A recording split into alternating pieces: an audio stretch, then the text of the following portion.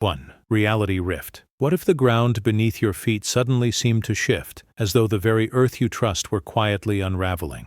Picture yourself standing in a familiar room, the walls you know so well gently bending outward, as if they were made of soft clay rather than solid brick. In that moment you realize that what you believe to be steady and true can change without warning.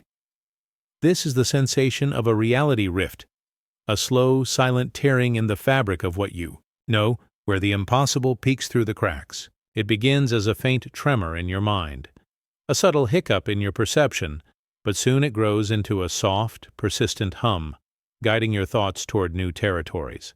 You might notice that the air around you feels different, as though charged, with a quiet energy that wasn't there before, stirring your senses and inviting you to lean into the mystery. As you breathe deeply, your vision widens. Colors you never paid attention to seem somehow richer. Shadows soften and pool like warm ink on a sheet of paper, and light dances across surfaces in unexpected patterns. The familiar becomes foreign, yet this foreignness does not threaten you. Instead, it offers a gentle invitation to explore. You may find yourself tracing invisible lines in the air, as if mapping a new world that lies just beyond the edge of sight. Every breath becomes an act of discovery, each exhale releasing the need for certainty. In these moments, the impossible becomes almost playful, like a hidden door slightly ajar, inviting you to peek inside. And as your curiosity grows, your muscles begin to relax, your heartbeat slows, and you feel a calm readiness to drift beyond the ordinary. Within this rift, logic still exists, but it transforms.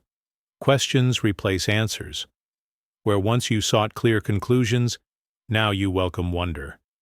You realize that not every puzzle must be solved at once. Some mysteries are meant to be carried gently, like a smooth stone in your pocket, reminding you of their presence whenever you reach for them. This is the paradox of a reality rift.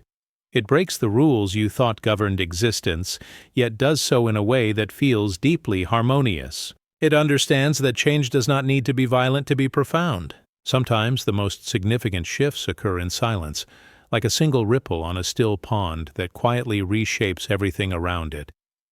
As the sensation deepens, you might notice your own thoughts drifting in circles, weaving through ideas you once held as absolute.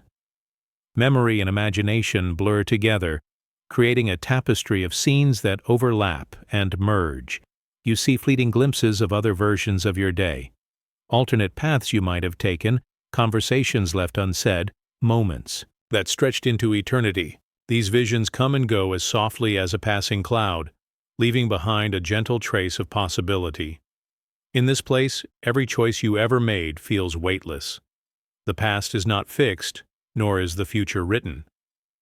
Instead, both exist as fluid landscapes you can traverse simply by letting your mind wander. There is a certain magic in this kind of transformation. It reminds you of the way a story can transport you, how words on a page can open entire worlds in your mind. A reality rift does the same for your waking life, turning the ordinary into something extraordinary.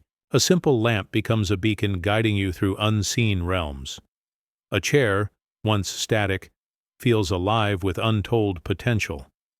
Even the steady rhythm of your breath takes on a new quality, as if each inhale draws in threads of possibility, and each exhale weaves them into the fabric of your awareness. In this heightened state, you are both observer and creator, gently shaping your own experience with the power of your attention.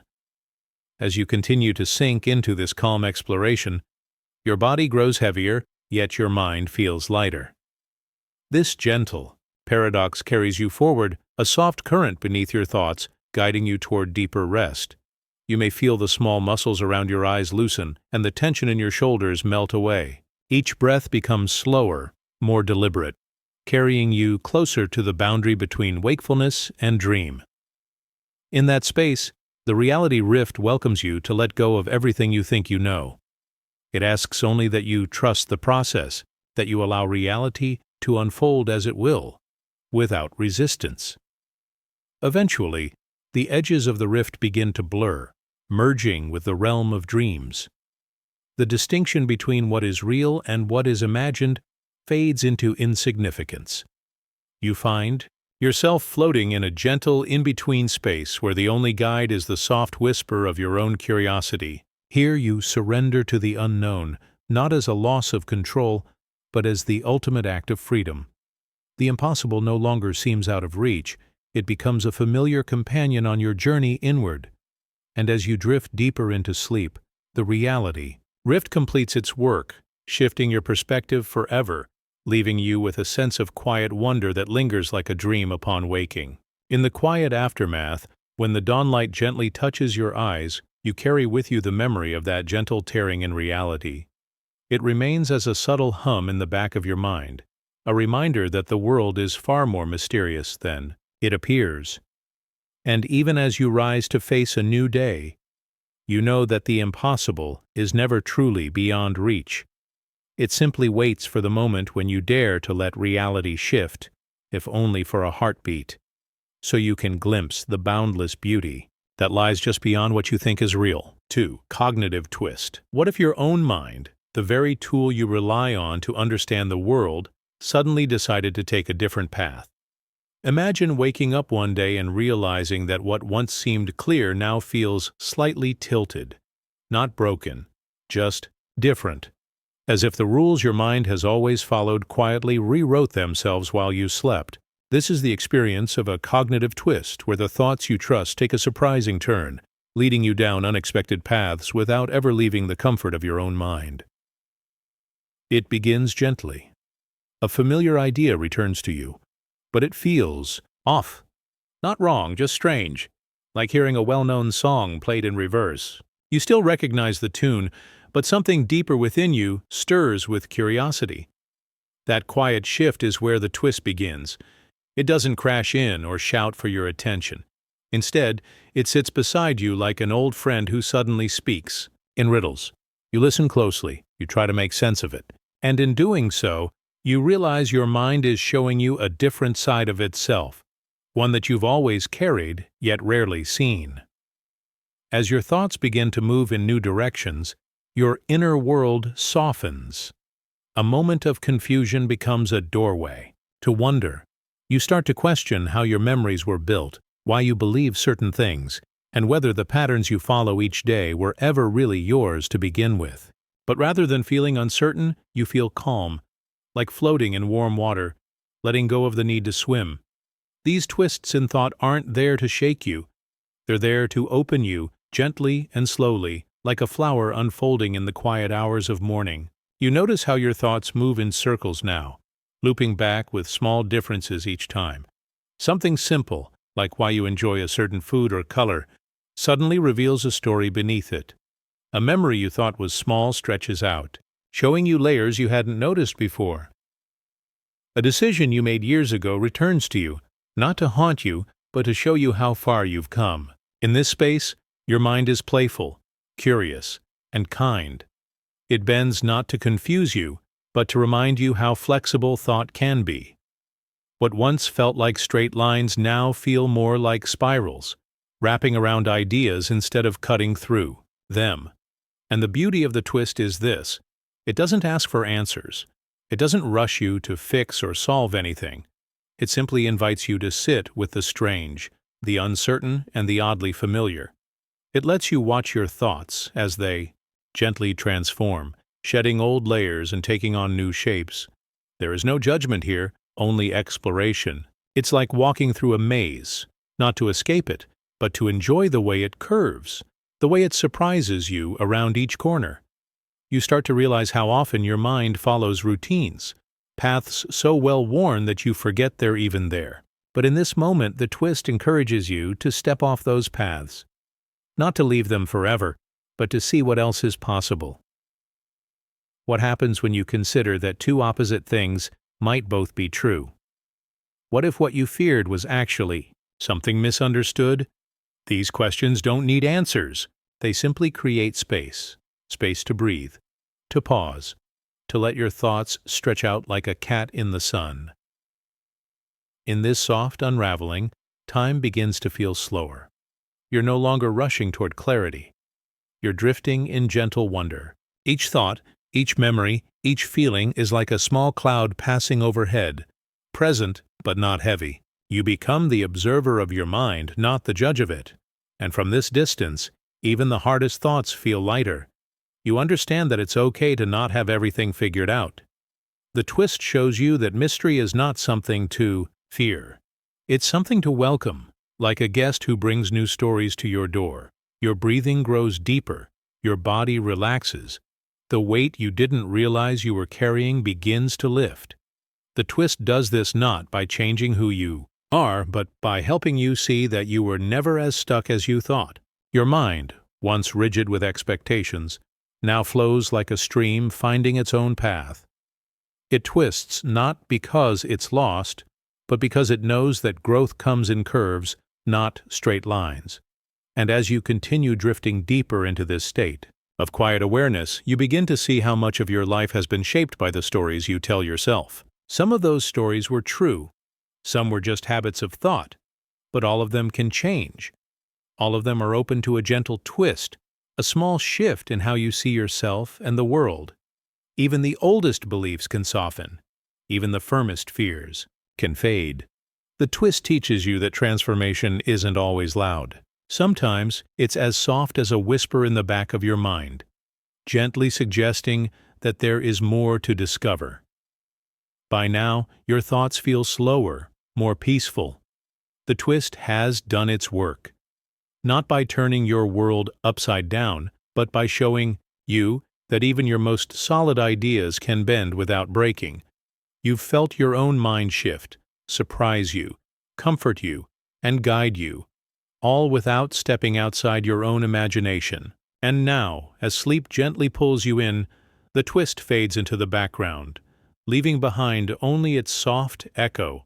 That echo may follow you into your dreams, quietly weaving itself into the fabric of your sleep. And when you wake, you may not remember every twist and turn, but you will carry the feeling, that calm wonder, that soft openness to change. It will stay with you, like the memory of a strange and beautiful path you once walked in your mind, reminding you that even in stillness, your thoughts can grow in ways you never expected. 3. Temporal loop. You wake up, and something feels familiar. The way the light falls on the wall, the sound of the wind outside, the first thought that enters your mind. It's all happened before, not just once, but many times. You can't quite explain it, but deep inside there's a strange pull, as if you've been here already, lived this exact moment. Not just a memory, not just déjà vu, but something deeper. A loop. Time folding quietly back on itself, wrapping your life in soft, repeating circles. Imagine time not as a straight line, but as a circle. No beginning, no end. Just endless returns. You pour a cup of tea, and before the steam disappears, a quiet thought appears. Haven't I done this before? Not yesterday. Not last week. But again and again, in a pattern so smooth you barely notice. You're not trapped, and yet you can't escape. It's not frightening. It's gentle, like a lullaby that plays on repeat, never demanding attention, just softly settling in the background of your days.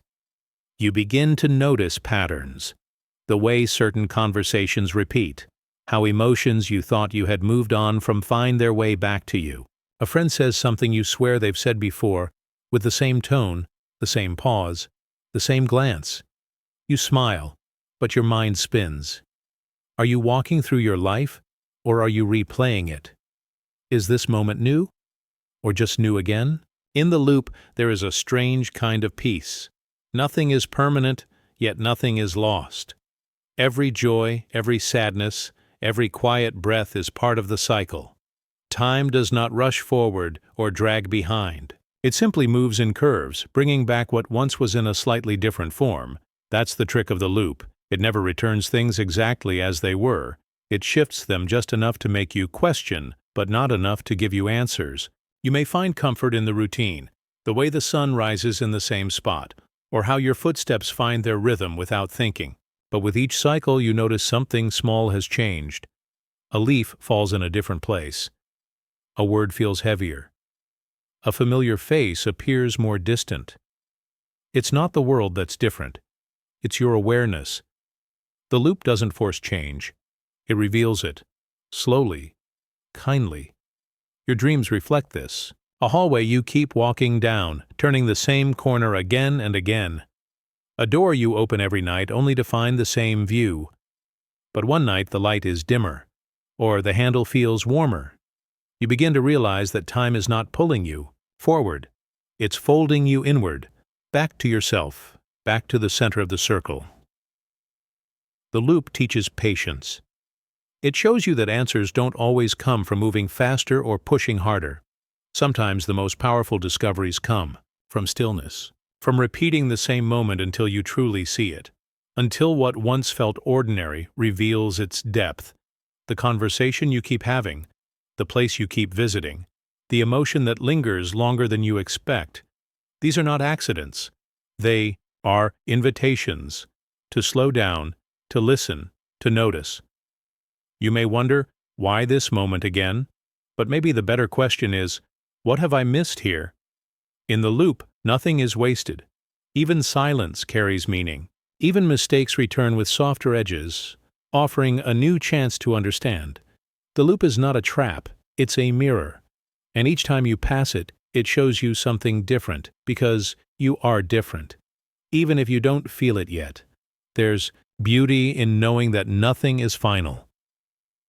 If time bends in circles, then sorrow is not forever, and joy is never gone for good. Everything returns, reshaped by your experience. A smile once forgotten finds its way back. A lesson you thought you failed now clicks into place. The loop is gentle that way. It waits. It brings things back not to repeat, but to grow. And just when you feel like you've seen it all before, the loop offers a small shift. A moment you didn't expect. A feeling you can't explain. That's when you know it's not about breaking free. It's about waking up inside the cycle, noticing it, being aware, seeing how each return carries a gift. Not the same gift, a new one, every time. Your mind begins to relax.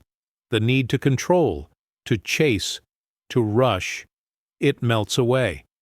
Because in the loop, you realize you're not behind or ahead. You're exactly where you need to be. Again and again, this moment finds you, and each time you greet it with a little more understanding, a little more softness. Time in this way becomes a companion. Not a clock ticking down, but a rhythm that hums gently in your ear. It carries you, rocks you, reminds you that even if the world feels familiar, even if your thoughts circle back, there is peace in the pattern. The loop is not a prison, it's a place of rest. As your eyes grow heavier and your thoughts begin to fade, the loop continues, quietly and endlessly. A soft spiral wrapping around your dreams. You drift, not backward or forward, but deeper into the circle. The warmth of the moment returns, again, and again, and again. Not the same, never quite the same, but always just right. 4. Existence paradox. What if the simple fact of being alive was the greatest puzzle of all? Imagine lying quietly in the dark, feeling each breath rise and fall, and realizing that in these gentle moments, you are both everything and nothing. You exist, you feel the soft weight of your body against the sheets, the quiet rhythm of your pulse, but at the same time, you are surrounded by emptiness, by the vast unknown that stretches beyond your thoughts. This is the heart of the existence paradox, the collision of being and nothingness in a single question, one that floats between your mind and your dreams. In the silence of night, you might find yourself asking, "Why am I here?" Not in a grand cosmic sense, but in this simple, personal way. You feel the warmth of your skin and the steady beat of your heart. Yet you also sense the vast emptiness that surrounds every moment of awareness. Each time you close your eyes, that emptiness seems to grow, pulling you toward a place where existence and non-existence blur together. It's both comforting and unsettling, a reminder that life is a delicate dance between presence and absence, between the luminous spark of consciousness and the quiet blackness of what lies beyond. As you lie there, your own thoughts become like soft waves on a dark sea. One thought asks, "What am I?" Another responds, "You are the space between thoughts." You begin to sense that yourself isn't just the thoughts you think or the feelings you feel. It's also the silent observer, the quiet awareness that notices every shift in your mind. Without that awareness, there would be no you to experience anything at all. Yet without the vast empty space in which thoughts arise, there would be no room for awareness. In this gentle tension, you experience the paradox of existence. This paradox can feel like a gentle tug at the edges of your mind. It's not meant to frighten you, but to invite you to explore the soft boundary where everything and nothing meet. As you follow your breath deeper into relaxation, you might notice your mind slowing down, thoughts drifting apart. In that space, you can almost see the threads that weave your sense of self together. Memories, sensations, hopes, and also see the spaces in between where nothing holds. Those spaces aren't empty in a bad way. They're alive with possibility, like a silent canvas waiting for new dreams to be painted across it. The experience of that canvas can be deeply soothing. You realize that you don't need to fill every moment with sound or thought. In fact, some of your most precious insights come when your mind is still. You may feel a soft expansion in your awareness, as though a window in your mind has opened to let in fresh air.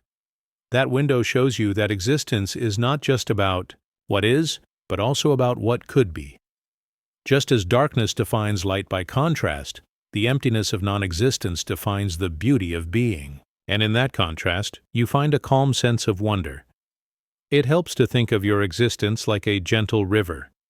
The water flows steadily, carrying you along, but the river's depth includes both its visible surface and its hidden bottom. You see the current, your thoughts, your feelings, your life events, but beneath lies a quiet foundation, the stillness that supports every ripple. Without that stillness, the river couldn't flow in a balanced way. It might overflow or dry up. Similarly, your consciousness needs the silent depth of non-being to move gracefully through each day. In this way, the river of your life can find its natural course. If you've ever watched a star-filled sky on a clear night, you know how small you can feel and how connected. Each star shines against the vast backdrop of space, and yet that space makes the stars visible, giving them their brilliance. You are like one of those stars, bright with life and thought, yet held by the surrounding darkness. That darkness is not empty. It is the very field that allows your light to be seen. As you breathe in the calm, you might imagine your own light, steady and soft, glowing against the gentle vastness of non-existence. In the quiet of your bed, those images can sink in slowly. You don't have to find answers. You only need to notice the interplay between being and nothingness. When a thought arises, "I am here," you acknowledge it without clinging. Then, when the thought passes, you settle back into the gentle void that remains. Over and over in this cycle of arrival and departure, you begin to feel a deep trust in the process. You see that existence need not be permanent to be precious, and nothingness need not be scary to be real. Both are part of the same natural rhythm. That rhythm invites you to soften the edges of your thinking. Instead of pushing away the unknown, you allow it to cradle your mind. You might notice your chest rising and falling, your lungs expanding like soft bellows, with space in between each breath. That space, though quiet, carries you gently forward. It reminds you that life and stillness exist together, woven in and out of each other like threads in a tapestry. You can rest in that tapestry, feeling held by the pattern without needing to understand its every twist. As you drift further into relaxation, your sense of time may begin to change. Minutes stretch into moments, and moments stretch into a kind of timeless space. In that space, the questions about existence and nothingness lose their urgency. They become gentle whispers, guiding your thoughts rather than demanding answers.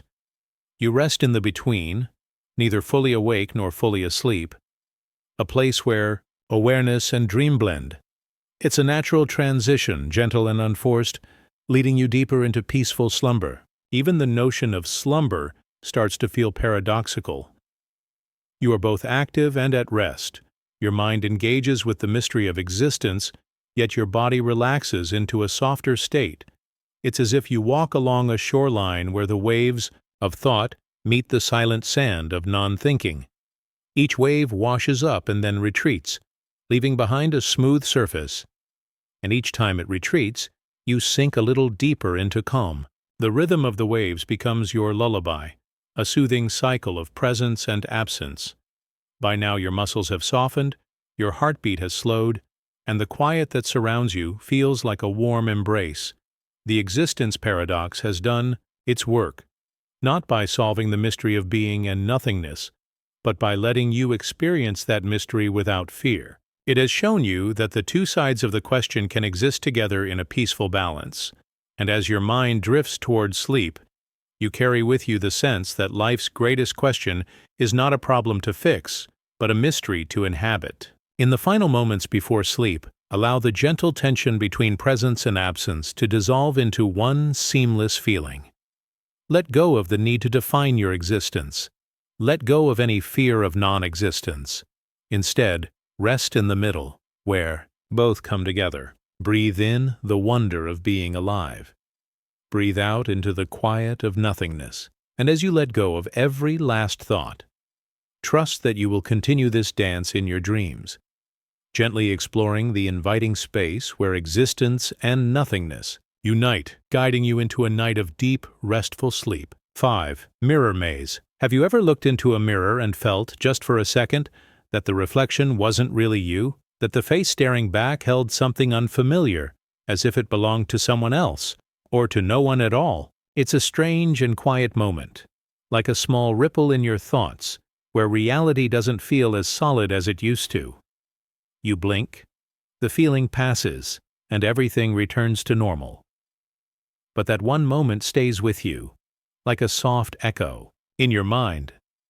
This is the mystery of the mirror maze, where reflections don't always match the world as we expect, and where even your own image can begin to feel like a question. There's something unsettling about the way mirrors copy the world. They show you what is there, but backward. Right becomes left, familiar becomes reversed. And yet we trust them. We fix our hair in them. We check our clothes. We look into our eyes.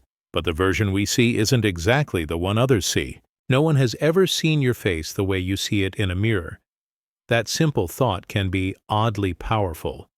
You begin to wonder, if no one sees you the way you see yourself, then who is the real version? Imagine standing in a room full of mirrors, like a hall at a fair. You take a step forward, and 100 versions of you move with perfect timing. You turn your head, they follow. But look closer. Each reflection seems to have its own tiny twist. One looks a little more tired. One smiles, just a second too late. One seems to be staring just past you, not into your eyes but through them. Suddenly, what should be fun becomes a quiet puzzle. You feel like you're not just looking at yourself. You're looking at fragments of who you might be or who you once were. This idea reaches deeper when you think about how we build our image of ourselves. Every time we see our reflection, we quietly compare it to how we feel inside. Do I look tired? Do I seem happy? Do I appear strong? But sometimes, the mirror doesn't match the feeling. You may feel joyful inside but see a serious face staring back. Or you might feel worn out, only to find a calm expression looking at you. That mismatch can be confusing. It can make you pause and wonder, which one is real? Is it the inner feeling or the outer image? As your thoughts settle into this idea, you begin to see how mirrors can reflect more than just light. They can reflect questions. They can reflect emotions you haven't yet named. Sometimes they show you a version of yourself that you're still trying to understand. Other times they quietly challenge your beliefs about who you are. It's not always dramatic. It can be as simple as catching your own eye in the bathroom mirror late at night and feeling, for just a breath, like a stranger, a familiar stranger. That moment is soft, almost dreamlike, but it stays. The more you think about mirrors, the more mysterious they become. They don't create anything new, but they shift what's already there. They reverse it, echo it, hold it still. And yet, that act of copying is never quite perfect. Mirrors can bend ever so slightly. Light can change based on angle, distance, mood. A face reflected in warm morning light feels different than the same face under harsh bathroom bulbs. It's the same face, but the mirror makes it feel new again and again. Now picture looking into a mirror that isn't glass. Imagine your thoughts acting like mirrors, reflecting your fears, your dreams, your memories.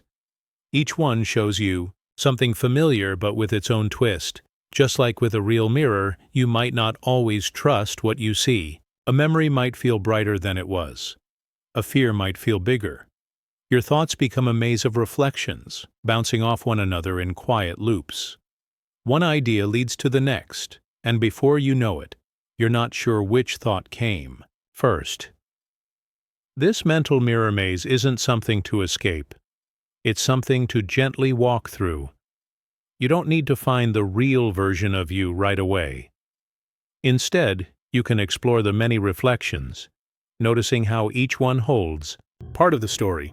There's comfort in realizing that you are not just one version of yourself.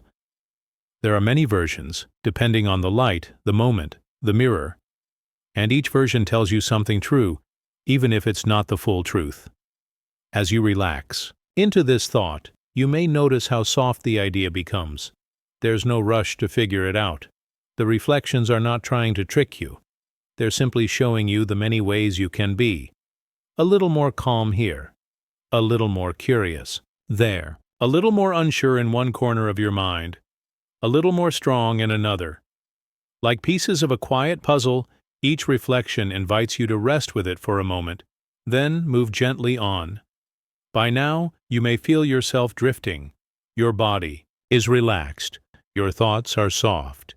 The image of the mirror maze still lingers, but it doesn't feel strange anymore. It feels gentle, almost like a dream. You realize that not all reflections need to be understood. Some are meant to be felt. Some are meant to lead you into calm. Some are there simply to remind you that life, like a mirror, can be full of quiet surprises. As your breath slows and your eyes grow heavy, you allow yourself to let go of the maze. You don't need to find the exit. You don't even need to know where you are in it. You are safe, drifting between mirrors, floating through your own soft reflections. The world around you is quiet, and your mind is at ease. Let the mirrors fade into the background now. Let the reflections rest. You are enough, whether you see it clearly or just feel it quietly in your heart. You are here, and that is all you need for tonight. 6. Quantum quandary. What if I told you the smallest pieces of the universe don't follow the rules, that when we look closely enough, the world begins to blur, to twist, to behave in ways that almost feel like a dream? That's where the quantum quandary begins. It's a place where the tiny building blocks of reality, particles so small we can't even see them, start to act like waves. They dance, split, and appear in two places at once, and the deeper we look, the more our understanding begins to bend. Not because we're confused, but because nature itself is doing something unexpected, something strange, something quietly magical. Imagine you drop a pebble into a calm pond. Ripples move out in waves, soft and smooth. Now picture a particle, a tiny bit of matter, like an electron. We used to think it moved like a pebble, one spot, one path. But experiments show us something else. Sometimes that electron spreads out like a wave, just like the ripples. It doesn't land in just one place. It seems to move through space in many paths at once, only settling into one when we try to observe it. Before we look, it's like it's everywhere and nowhere at the same time. This idea can feel confusing at first, like trying to hold water in your hands. But there's something calming about it too. We often think of the world as solid and fixed. Up is up, down is down. A thing is either here or there. But in the quantum world, those ideas begin to melt. A particle can be both here and there, A possibility can exist without becoming real until it's watched. It's like reality is waiting for our attention before deciding what to become. One of the most famous experiments shows this beautifully. It's called the double-slit experiment. Imagine a wall with two narrow openings and a screen behind it to catch particles. When we shoot particles through just one slit, they hit the screen in a clear line just like tiny balls would. But when we open both slits and let a stream of particles pass through, something strange happens. Instead of two clear lines, we see a pattern of waves, as if the particles passed through both slits at the same time and interfered with themselves. And it gets even stranger. If we place a detector to see which slit the particle actually goes through, the wave pattern disappears. Suddenly the particle chooses just one path. It's as if the act of watching changes the outcome. Reality, in this small world, responds to being noticed. That quiet thought can echo deep inside you, because it suggests that even the smallest pieces of the universe behave differently when they are seen. So what does it mean to live in a world that behaves like this? A world where particles aren't always particles, where the rules shift depending on whether we're looking? It means that certainty might not be as solid as we once thought, and maybe that's not a bad thing. Maybe uncertainty, at its softest, can become a kind of freedom. If the universe itself can be many things until it chooses one, then maybe we too can hold more than one truth inside us. Maybe we're not just one version of ourselves, but many possibilities unfolding. You don't need to be a scientist to feel the wonder of this. You just need to slow down, breathe deeply, and let the idea settle in your mind. The universe, at its smallest, isn't a machine made of clockwork parts. It's a field of shifting possibilities, moving quietly, beautifully, in ways we're only beginning to understand. Each particle hums with uncertainty. Each moment waits to become real. And somehow, we are a part of this dance. As you begin to drift, think about this. You are made of particles, every cell, every thought, every breath. And those particles come from stars, from places in the universe where matter was born in light and fire. But now, those same particles are here, resting inside you, still following those strange and beautiful rules. You are built from waves and possibilities, from quiet questions and invisible patterns. And just like in the experiment, your life might feel like it has many paths. You might not always be sure which way to go, but maybe you don't need to know right away.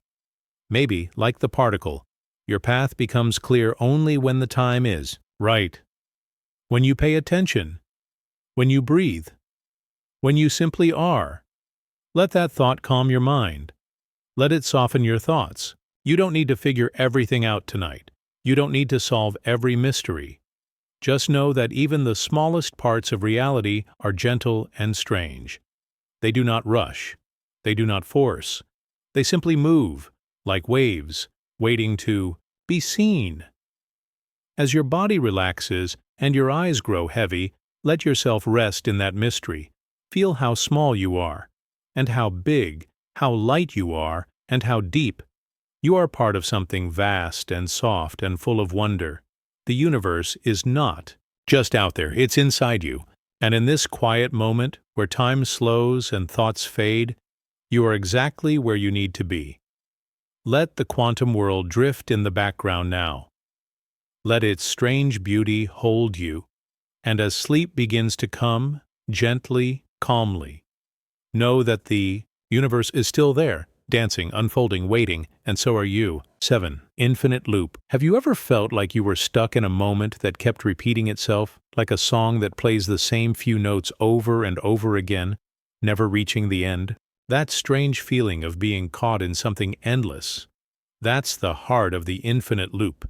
It's not just about time repeating, it's about reason itself being trapped, spinning in circles with no clear way out. This is more than just a thought. It's a sensation, a quiet, unsettling rhythm that plays somewhere deep in the mind, as if the world keeps folding in on itself without ever changing. Picture a hallway with mirrors on both sides. You look in, and you see your reflection, then your reflection's reflection, then that one's reflection too, shrinking into the distance. It feels like forever, doesn't it? Like you're looking into infinity, but you're still standing in one place. That's the loop. You haven't moved, but your image goes on, as if time itself is being stretched without moving forward. You know you're still here, yet part of you seems lost in that endless stretch. Now imagine a question, a simple one, but when you try to answer it, your answer brings another question. And that one brings another. And before you know it, you're chasing yourself in thoughts that don't stop. One idea leads to another, and then back to the first, like stepping into a circle where every path brings you back to where you started. There's no exit, no solution. Just movement that leads to more of itself. That's what makes the infinite loop feel so strange. It's not loud or chaotic. It's quiet, smooth, almost peaceful, but it doesn't let you go. There's an old story about a traveler who finds a strange door in the middle of a forest. When he steps through it, he ends up in the same forest, standing in front of the same door. No matter how many times he walks through, the world on the other side is always the same. Trees in the same places, birds singing the same songs. Time seems to move, but nothing changes. The traveler begins to wonder, am I stuck in the forest, or stuck in something else? Maybe the door isn't broken. Maybe the loop is not outside, but inside. This idea, the loop, has existed in many forms. In dreams, people often feel like they're running, but never reaching. In thoughts, they replay the same memory again and again, trying to find something different each time. In emotions, we sometimes cycle between hope and fear, happiness and doubt, not knowing why. It's not always painful. Sometimes, it even feels comforting, predictable, safe. But after a while, something deep inside starts to ask, is there more? Can I step outside the loop? And yet, stepping out is not always easy. Because the loop is not made of walls, it's made of patterns, thoughts that repeat, choices that echo, beliefs that bring us back to the same starting point. Breaking free doesn't mean pushing harder, it means seeing clearly. It means noticing the rhythm, hearing the quiet beat of repetition, and gently deciding not to follow it anymore, not by force, but by understanding. In the world of logic and reason, infinite loops can appear in simple puzzles, like the statement, "This sentence is false." If it's false, then it must be true. But if it's true, then it must be false. And on and on. It doesn't end. The mind keeps flipping the thought back and forth, trying to make sense of it, but there is no answer. Just the spin. A loop not of time, but of thought itself. But even in this strange place, there is something calming, because once you see the loop, once you recognize it for what it is, you don't have to chase it anymore. You can simply sit with it, watch it turn, let it move without pulling you in.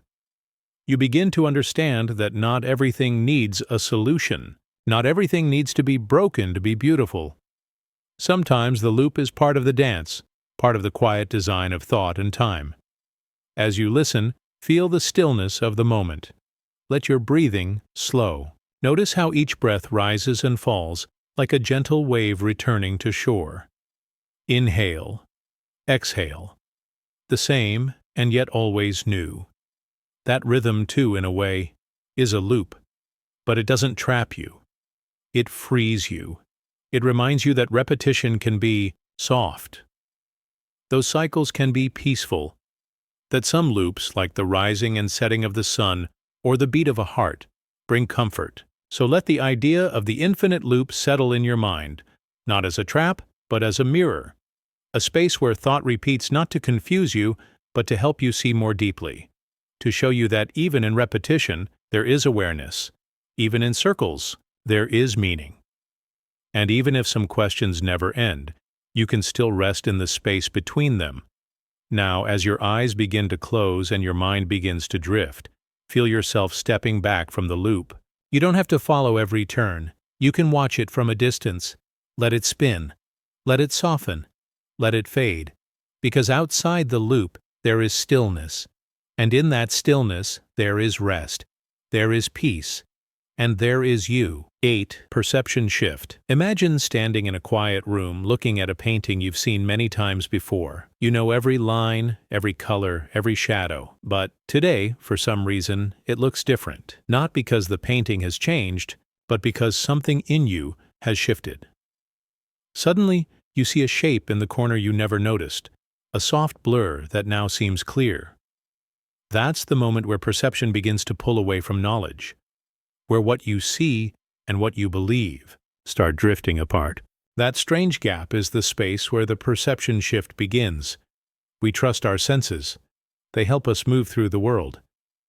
But what happens when your eyes tell you one thing and your mind whispers another? Maybe you've experienced it yourself. Walking through a street you've known for years and feeling like you've never been there before. The buildings are the same. The sounds are familiar. But something is off, just enough to make you pause. Your eyes say, "I know this," but your mind says, "Are you sure?" This shift doesn't have to be loud. It's often quiet. A soft tug at the edge of your thoughts. It's like hearing a song in a dream and realizing it's made from notes you can't quite name. Or watching your reflection move a moment too late in a mirror, even though you know it's just a trick of light. The world hasn't changed, but your sense of it has. That's the puzzle. That's the paradox. You're awake, but part of your mind feels like it's seeing something completely new, maybe even something impossible. Think of a simple illusion. Two lines of the same length, but one looks longer than the other because of the way arrows are drawn. You know the truth. You can measure it. But still, your eyes insist they're different. Why does your mind accept something it knows isn't right? That's the strange power of perception. It follows patterns. It fills in gaps. It makes quick decisions. And sometimes those decisions feel more real than the facts themselves. In everyday life, this happens more than we notice. Have you ever remembered something clearly, so clearly you would bet on it, only to find out it never happened? That's not a trick. That's perception shaping memory. And when someone shows you the truth, it's jarring. You feel disoriented, like the ground has shifted. Not because you were wrong, but because your sense of what is has split from what was. This pull between knowing and seeing isn't just about visuals. It happens in feelings, too. You might tell yourself you're fine, that everything is okay, but your body feels heavy. Your thoughts feel slow. Something deep inside knows the truth before your mind can catch up. And suddenly, your inner and outer worlds are not in sync. One says peace, the other says pause. And you feel stuck between the two, unsure of which one to trust. There's a quiet beauty in this space. It's like walking through fog. You can still see, but not clearly. You move slowly, carefully, letting each step reveal the path ahead. And in this carefulness, there's awareness. You begin to see not just the world, but how you're seeing it. The space between you and what you observe becomes soft, fluid. You're not just looking, you're noticing yourself looking. You're watching your own thoughts shape the world around you. Sometimes this shift can be peaceful, like lying on your back and watching clouds drift by. One moment it's a rabbit, then it's a boat, then it's just a cloud again. You're not confused, you're just aware that meaning can change, that what you see can turn into something else just by letting go. That's the calm side of perception shift, the gentle reminder that nothing is fixed and everything is open. Other times, the shift can feel unsettling, like when you suddenly realize that a person you trusted may not be what they seemed, or when you discover that your favorite childhood memory didn't happen the way you thought. These moments don't break you, but they do change you. They open your eyes, not just to the world, but to how your mind builds the world, piece by piece, moment by moment. And in that building, there's always the chance of a shift. But this isn't something to fear. It's something to observe. Because when perception shifts, you grow. You learn to step back, to breathe, to say, maybe there's more to this. And that thought, that pause, is powerful. It means you're awake. not just to the world, but to yourself, to the way your mind moves, the way it dances between what it sees and what it knows. So as you rest now, let yourself feel that gentle pull between seeing and knowing. Let your thoughts soften.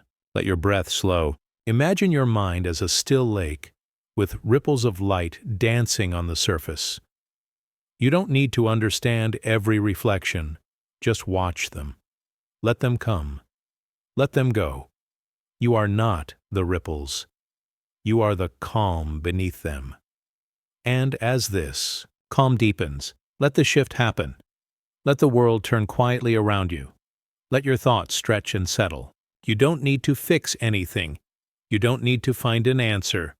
Just feel the space, the softness, the freedom in not knowing. Because sometimes, the most powerful truth is simply this: the world is not just what it is. It's also what you see.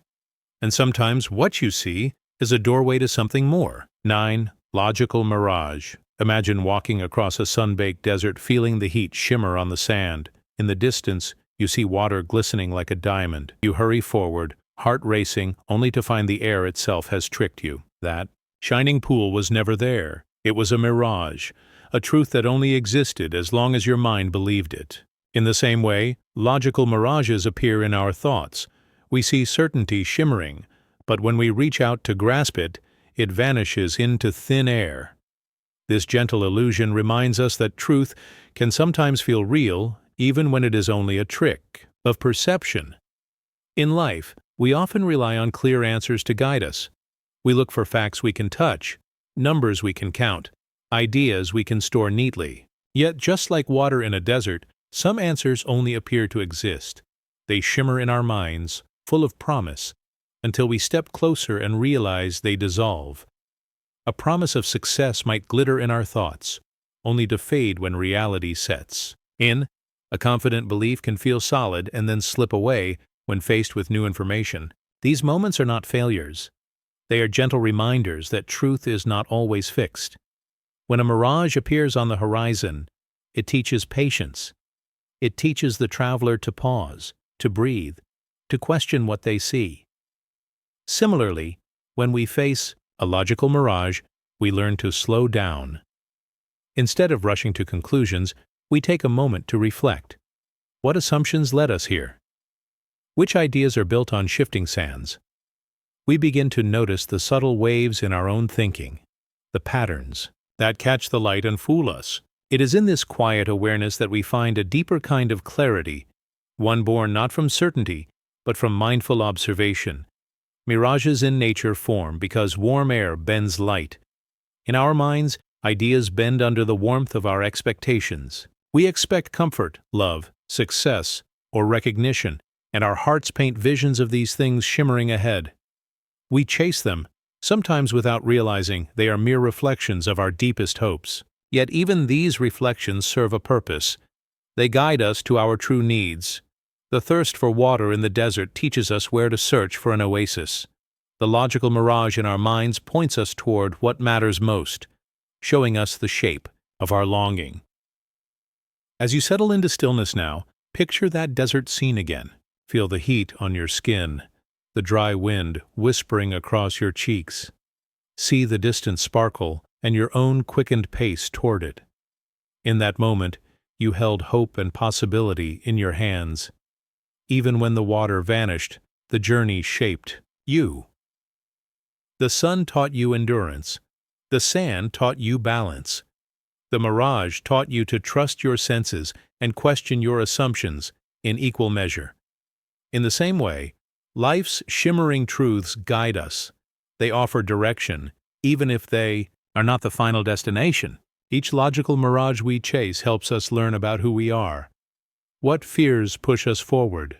What dreams illuminate our path? When the promise fades, we find new ground to stand on, wiser and more prepared for the truth that awaits. Our hearts grow, steadier. Our vision is sharper. We learn to distinguish between what is real and what only wished to be. Imagine now a series of reflections dancing across the dunes, each one more subtle than the last. A traveler learns to move slowly, testing each step before committing. Similarly, we learn to test our thoughts. We pause. We question. We listen for that gentle shift in our mind when reality meets our expectations. In that pause, we create space for real water, true insight, genuine purpose to appear. When we let go of the chase, the mirage loses its power. The desert calm returns, and sometimes, when the wind stirs the air just right, you will discover a hidden pool of water where the traveler least expects it. A small spring, cool and clear, fed by unseen depths. This is the real truth that lies beyond the mirage. It does not glimmer from a distance. It waits patiently, offering refreshment to those who learn to walk with gentleness and awareness. In our thoughts, real insight comes quietly. It does not flash like a mirage in the heat. It emerges slowly, in the stillness between ideas. It settles as a gentle knowing in the heart, steady and sure. This knowledge doesn't demand to be chased. It simply invites you to stay present, to breathe, to trust the moment. And when you rest in that calm, true understanding unfolds naturally, like cool water rising from a hidden well. So as you drift now toward deeper rest, remember the lesson of the logical mirage. Let the shimmering promises fade. Let the mind soften its pursuit of false answers. Embrace the space between expectation and reality, where genuine insight awaits.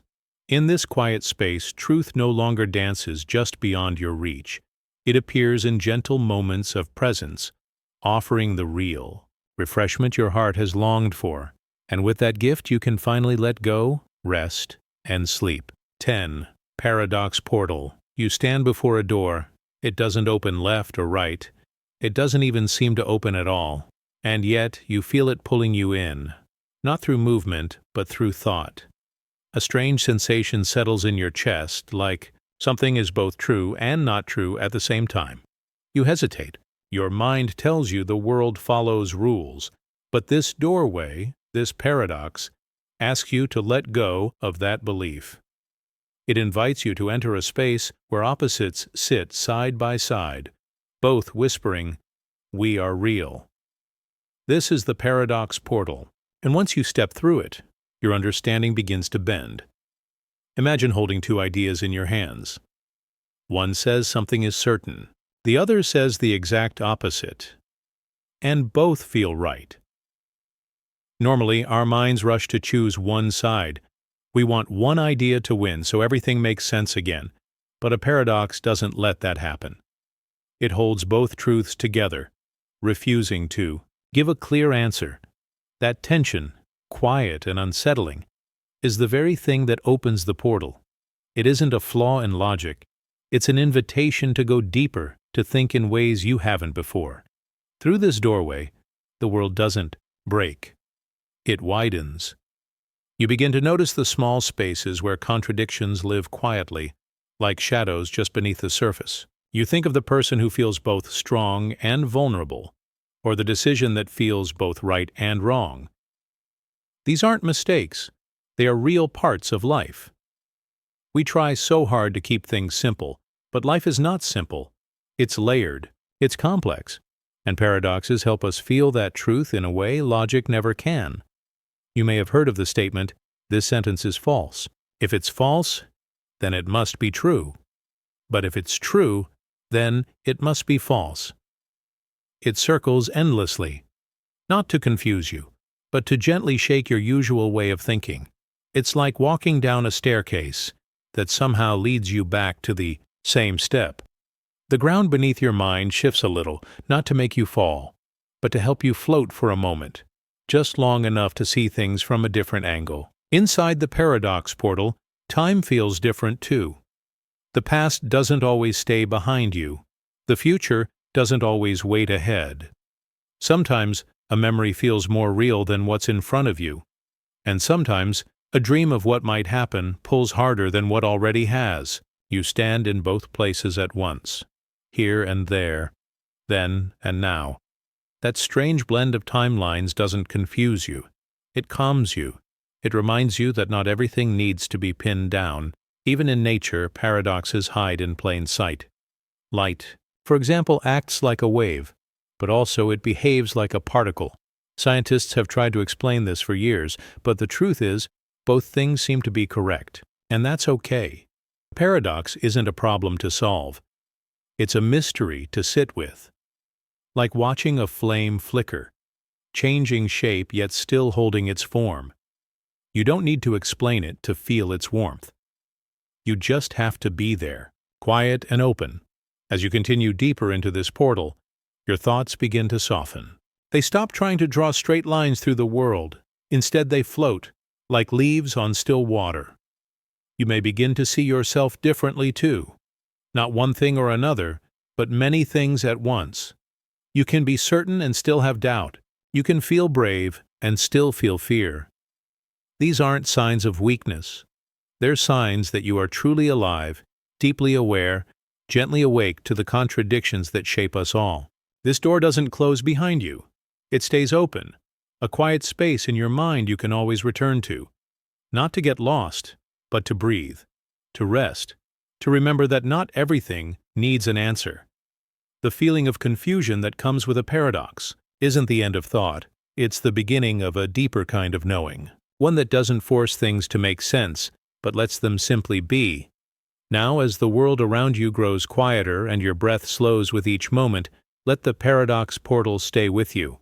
Let it remind you that uncertainty can be peaceful, that holding two truths at once is not a burden, but a kind of balance. In that balance, your thoughts don't need to fight. They can drift like clouds, soft and light, carrying you into stillness. The doorway doesn't lead to answers. It leads to calm. And as you rest within its space, everything complicated begins to settle. Not into clarity, but into comfort. You're allowed to not know. You're allowed to wonder. And in that gentle wondering, sleep begins to rise, slow and kind, carrying you softly into the quiet night. 11. Identity split. What if you looked in the mirror and saw two faces staring back, both familiar yet different, like two characters sharing the same body? That strange sensation of hearing one voice in your head urging you forward, while another voice holds you back, is at the heart of the identity split. It begins the moment you realize that you are more than a single consistent self, that inside you live multiple selves, each with its own feelings, hopes, fears, and opinions. Sometimes they whisper in harmony, other times they argue fiercely, and in their discord, you discover a hidden layer of who you truly are.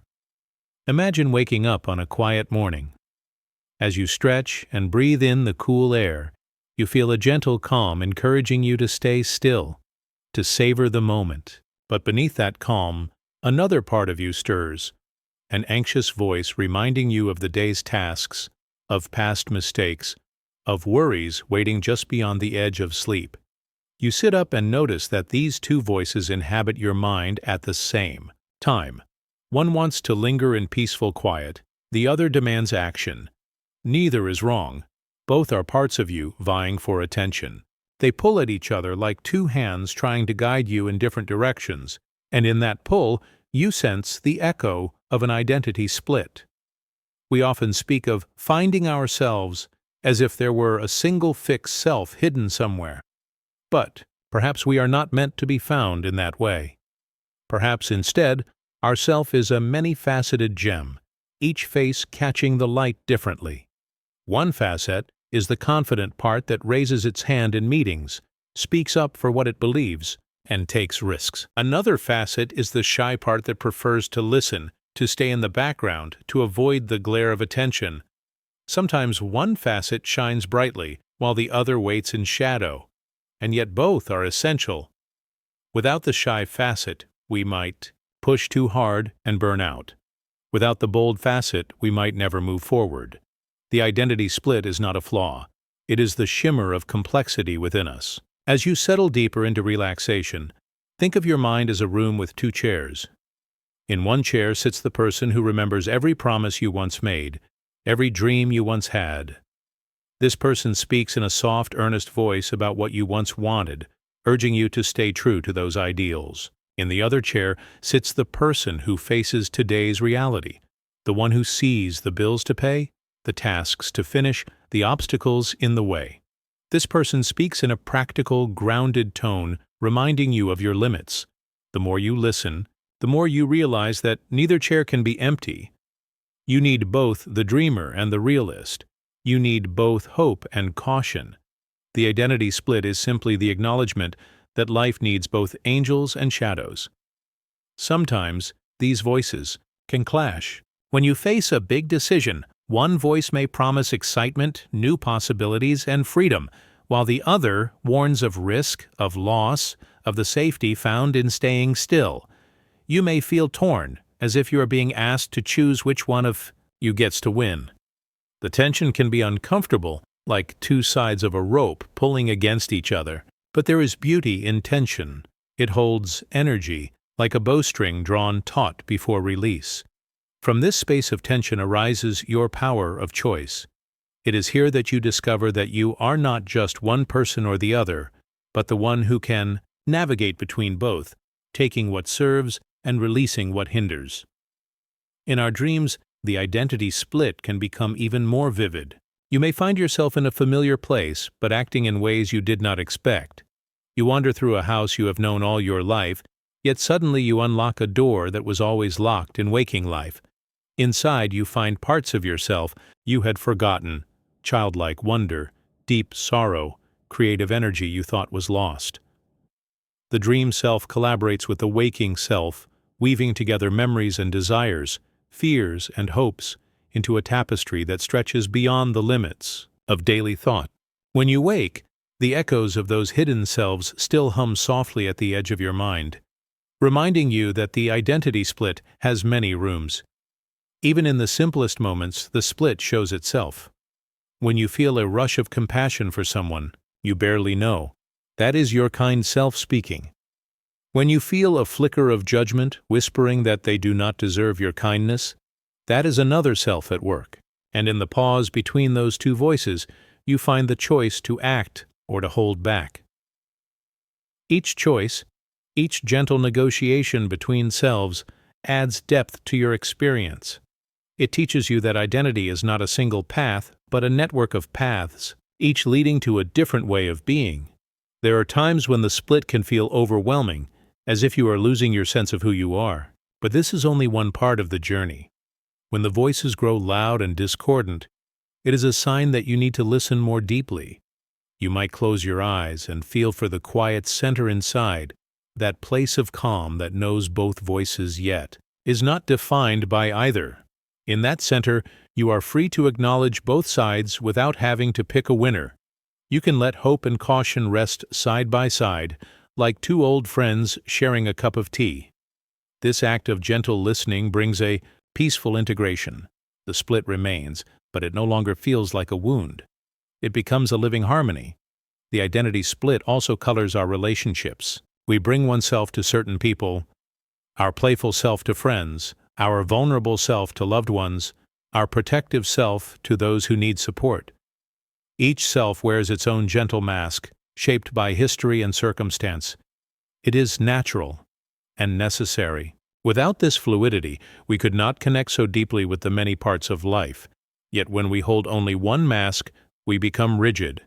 We lose the fullness of who we can be. The identity split reminds us to show up fully, with all ourselves, allowing each relationship to reflect a different hue of our complexity. As you listen to these words, your body relaxes further. You notice that even your posture shifts. You let the burden of being just one ease off your shoulders. Instead, you feel the comfort of being many. Many thoughts, many feelings, many voices, all part of the same heart. You realize that the identity split is not an enemy but a guide. It shows you where to draw boundaries and where to open them, when to speak and when to listen, when to act and when to rest. Now, in the softness of this moment, allow the two voices in your mind to speak together in harmony. Let the dreamer and the realist find a gentle rhythm, like two musicians improvising, a quiet duet. There is no rush to finish the song. You can simply let the notes flow, floating on the gentle current of your breath. In that flow, you begin to feel a deeper unity. not the erasure of difference, but the celebration of it.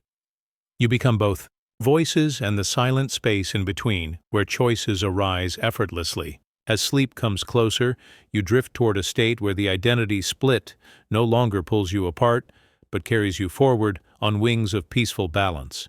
You surrender to the welcoming darkness, to the dreamy landscape where all yourselves can meet and rest. Here, you do not have to decide which voice is right. You only need to trust that each voice has its place, each self has its path.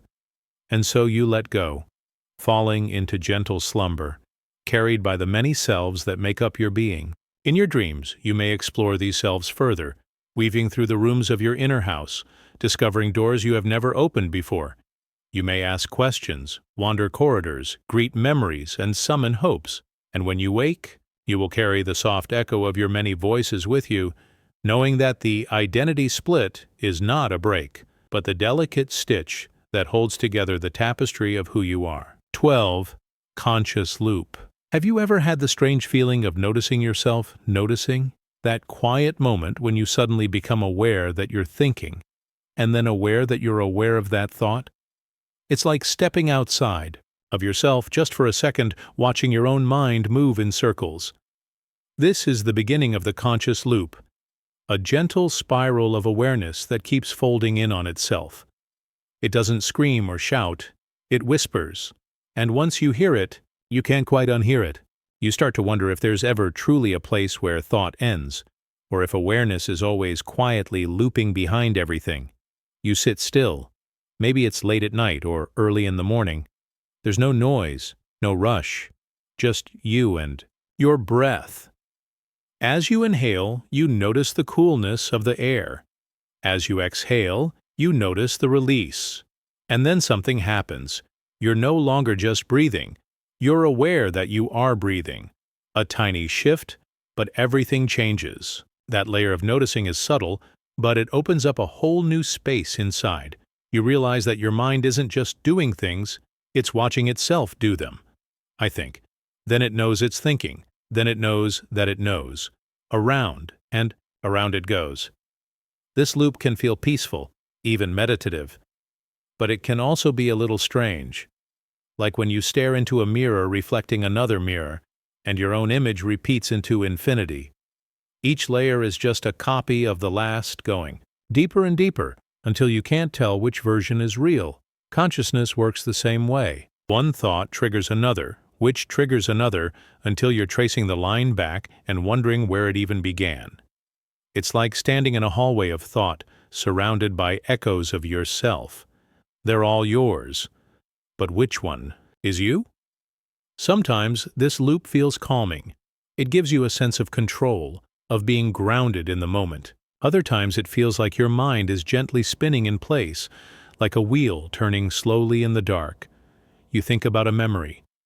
Then you think about how that memory makes you feel. Then you question why it makes you feel that way. Then you wonder if you've always felt that, or if the feeling is new. The loop keeps moving, never in a straight line, but always returning to itself.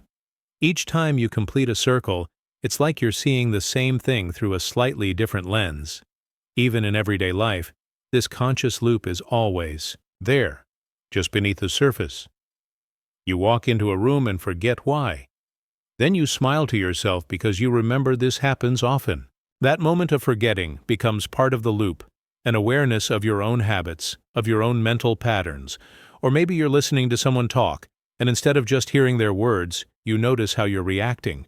A small part of your brain steps back and watches, tracking your emotions, your judgments, your thoughts. It's like being both the actor and the audience in the play of your own life. In some moments, this can feel like a gift. The loop brings clarity. It helps you recognize patterns, understand emotions, see the hidden corners of your mind. But in other moments, it can be exhausting. Too much awareness, too much self-reflection, and suddenly it feels like you're caught in a hall of mirrors, endlessly analyzing, endlessly thinking. The trick is to let the loop flow, not fight it. To watch without getting tangled in every thought. Like a gentle river, consciousness flows best when it's not dammed up by resistance. Have you ever been so lost in thought that you forget where you are, only to suddenly become aware again and feel a strange jolt, as if you've returned to your body after being far away? That moment of snapping back is part of the conscious loop too. It's the moment when your awareness returns to itself, realizing it was wandering. You were still there the whole time, but now you know it. That gentle return, that soft shift back into presence, is one of the most beautiful parts of the loop. It reminds you that no matter how far your mind wanders, it can always circle back. At times, the loop feels like a spiral staircase. With each step, you go higher or deeper. You think a thought, reflect on it, then move to the next. Always building on what came before. It's how you grow, how you evolve. The loop isn't just repetition, it's transformation. It's the path your mind walks to understand the world and to understand itself. Each cycle brings new insights, small shifts that add up over time. And even though you return to familiar places, you're never quite the same as before. The conscious loop also brings stillness. In those quiet moments when you're simply watching your breath or observing your thoughts without judgment, you enter a space where nothing has to change. You don't need answers. You don't need action. Just awareness. Just presence. And in that space you realize something important. You are not your thoughts. You are the one who notices them. You are not your feelings. You are the one who feels them. The loop helps you separate the observer from the noise, and in doing so, gives you peace. As you rest now, let yourself sink into this loop.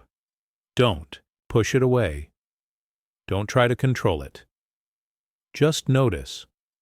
Watch each thought come and go. Feel each breath rise and fall. Let your awareness fold gently back on itself, like waves returning to shore. There is no finish line here, no conclusion to reach, just the soft rhythm of consciousness looping through itself, carrying you deeper into calm. The more you surrender to this loop, the more you begin to see how it mirrors everything. The cycle of days and nights, the ebb and flow of emotions, the patterns of growth and rest in your life. Everything circles, everything returns, and in that return there is meaning. There is peace. The conscious loop is not something to escape. It is something to trust. So now, as you drift toward sleep, feel the loop cradle your thoughts. Let it rock you gently like a lullaby made of awareness. You are safe inside it. There is no need to hold on, no need to figure anything out. Just breathe, just notice. Let the loop carry you through the night and into the soft quiet of your dreams, where even there your awareness will gently circle, keeping watch, gently guiding, until morning comes again. 13. Divided mind. Have you ever believed two opposite things at the same time? It's like standing at a fork in the road, with each path calling you by name. One voice says, "You can do this," while another whispers, "You're not ready." Both feel real. Both sound like the truth. And yet, they completely disagree. This strange experience isn't rare. It's part of how the human mind works. We carry different ideas, emotions, and memories that don't always agree, yet somehow they live together inside us. That quiet tension, where two beliefs pull in opposite directions, is what makes the divided mind so curious, so complex, and so deeply human. It starts simply. A thought enters your mind. Something you want, something you believe, something you hope for. But then, another thought slips in beside it. A shadow of doubt. A different view. It's not loud or aggressive. It's just there. And now your mind is holding both at once. I trust them, and I'm not sure I do. I love this job, and I think I need to leave. Everything will be fine, and I'm worried it won't. These thoughts don't cancel each other out. Instead, they sit side by side, quietly challenging your sense of clarity. Sometimes it feels like your mind is a courtroom. One side presents a case with passion and logic. Then the other side rises, equally passionate, equally convincing. And you are the judge, except you can't make a ruling. because both sides feel right, or maybe they just feel too important to ignore. This inner split doesn't mean something is wrong. It means your mind is trying to understand something complex. Life isn't black and white, and when your thoughts reflect that, it's not a weakness. It's awareness. There's also a kind of beauty in this division. It means you care. You're thinking deeply. You're not just reacting. You're pausing, considering, turning things over in your hands like a delicate object. The divided mind can feel like a storm, but it can also be a sunrise, a sign that your heart is open to more than one truth at the same time. Maybe it's a sign of growth. You're seeing new layers. You're realizing that people, including yourself, aren't as simple as you once thought. But still, it can be uncomfortable.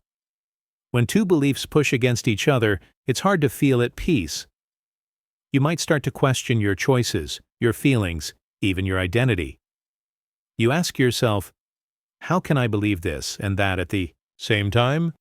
The answer isn't always clear, but perhaps clarity isn't the goal. Maybe the goal is understanding, learning to live with the space between two truths, not to fix it, but to hold it gently. In moments of rest like right now, the divided mind softens. The noise quiets, and you're left with a sense of something deeper beneath the conflict, a stillness, a knowing that goes beyond logic. Sometimes the body knows what the mind can't explain. It feels drawn toward one path even when both seem equal. And if you listen closely, without rushing to fix the split, you might feel that pull. A quiet inner guide beneath the thoughts, beneath the division. This process takes patience. It's like watching waves meet at the shore, one coming in, one going out.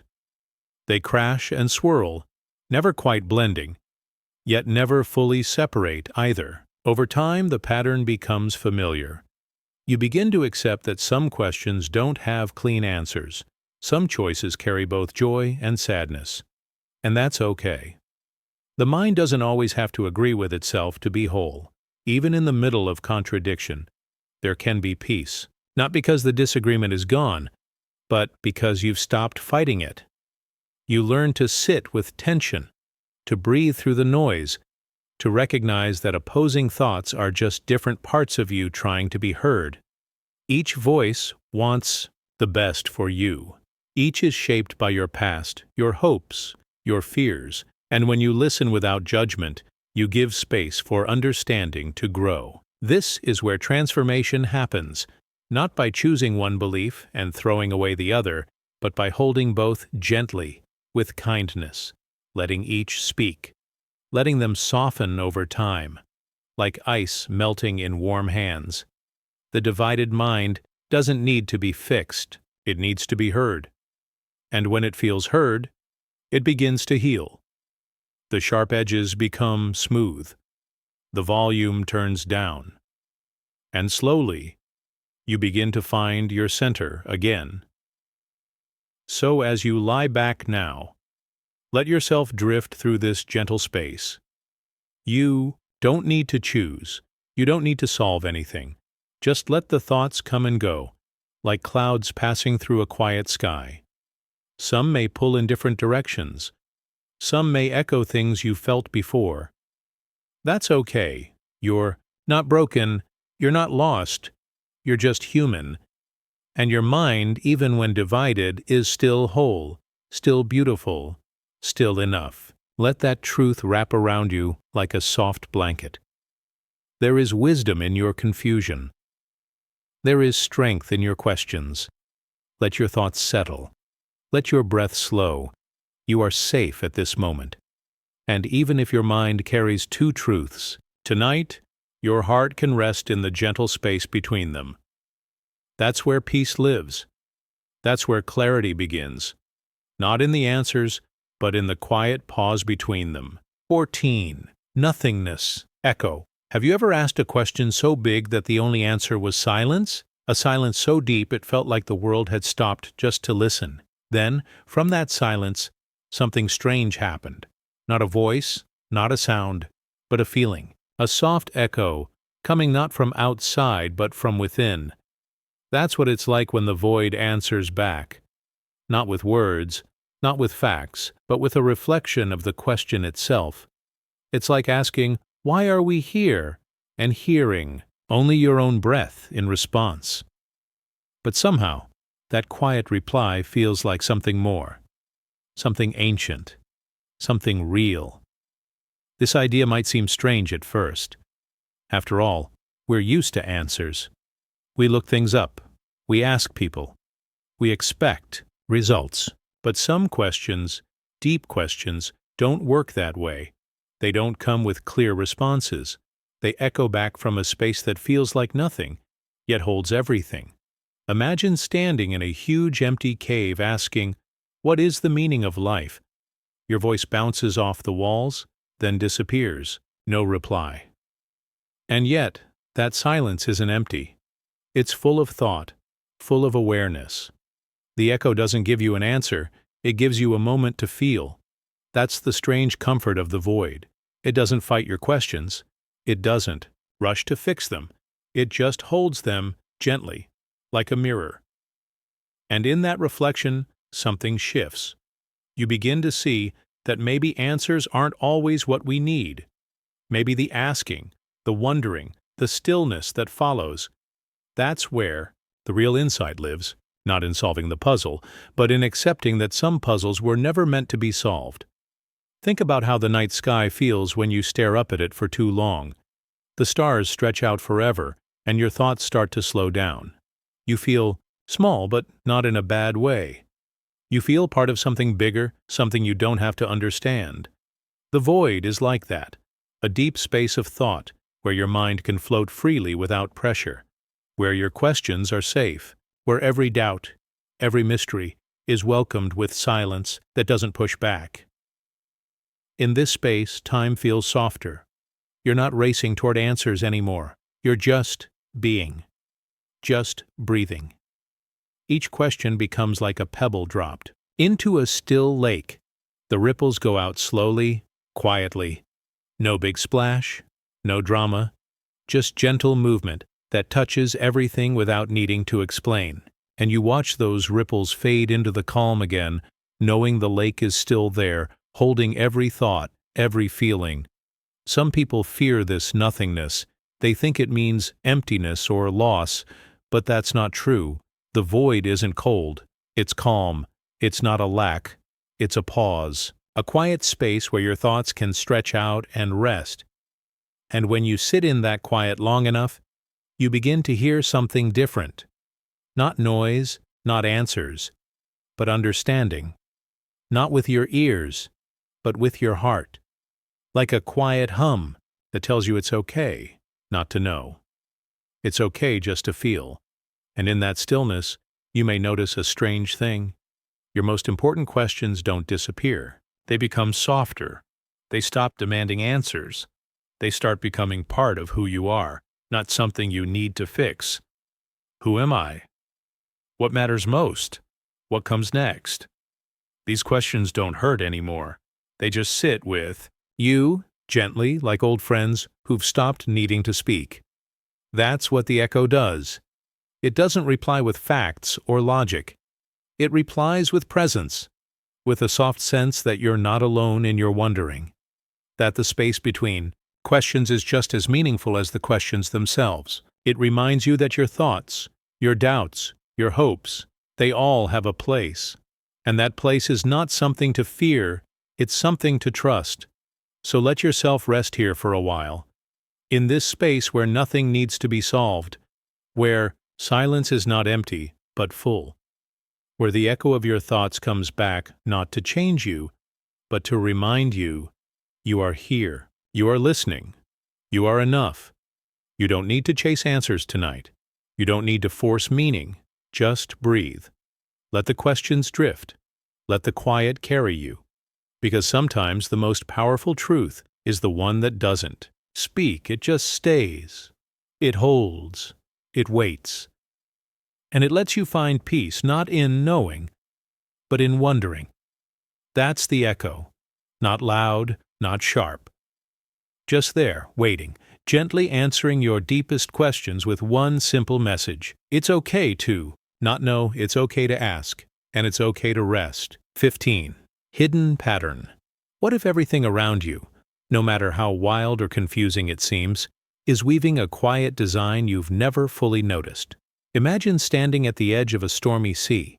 The waves crash and churn in apparent chaos, yet each crest rises and falls in a steady rhythm, guided by forces far beyond the foam. That hidden pattern, the secret order beneath the tumult, is nature's gentle reminder that even chaos follows a quiet script. As you listen to the wind and watch the tides, you begin to sense the pulse of that unseen structure, and your mind finds a calm place to rest. In your own life, patterns weave through moments you might once have thought random. Recall how the seasons change. Each spring's soft awakenings lead to summer's bright fullness, which gives way to autumn's golden fading, and then to winter's hushed stillness. Though each season brings new surprises, early blossoms, sudden rains, unexpected chills, the cycle itself remains faithful, turning year after year. This silent order beneath nature's variety can help you relax. It shows you that change is natural, that endings give rise to beginnings, and that you, too, are part of a larger design. Look closer, and you'll find hidden patterns in the smallest details, a spiral of seeds in a sunflower's heart, the way leaves branch off a stem in perfect symmetry, or the graceful curves of a seashell. All follow simple, repeated rules that create complex beauty. These rules, though invisible, shape the world in ways you can feel, even if you can't name them. When you notice a leaf's veins fanning out, or a spider's web glistening with dew, you recognize that what once looked random is actually a quiet geometry at work. That realization invites your mind to soften, to stop worrying about disorder, and to rest in the gentle certainty that a pattern holds everything together. Even in human life, patterns guide us. Your heartbeat pulses through your body with a steady beat, sometimes quickening in excitement, sometimes slowing in calm, but always returning to its own rhythm. Your breath rises and falls, a metronome that plays softly in the background of every thought, and your thoughts themselves tend to follow certain loops.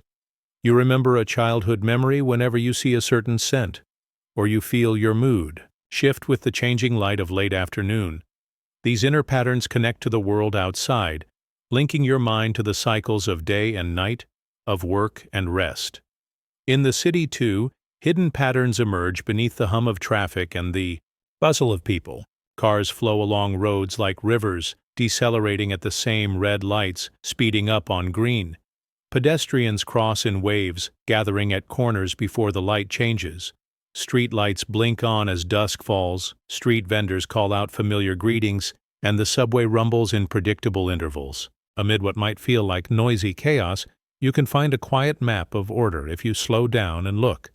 The city's pulse, once noticed, becomes a guidance, a steady beat you can follow, a gentle comfort in the midst of movement. Music offers another glimpse of hidden patterns. A jazz drummer might improvise wildly, sending sparks of sound in surprising directions.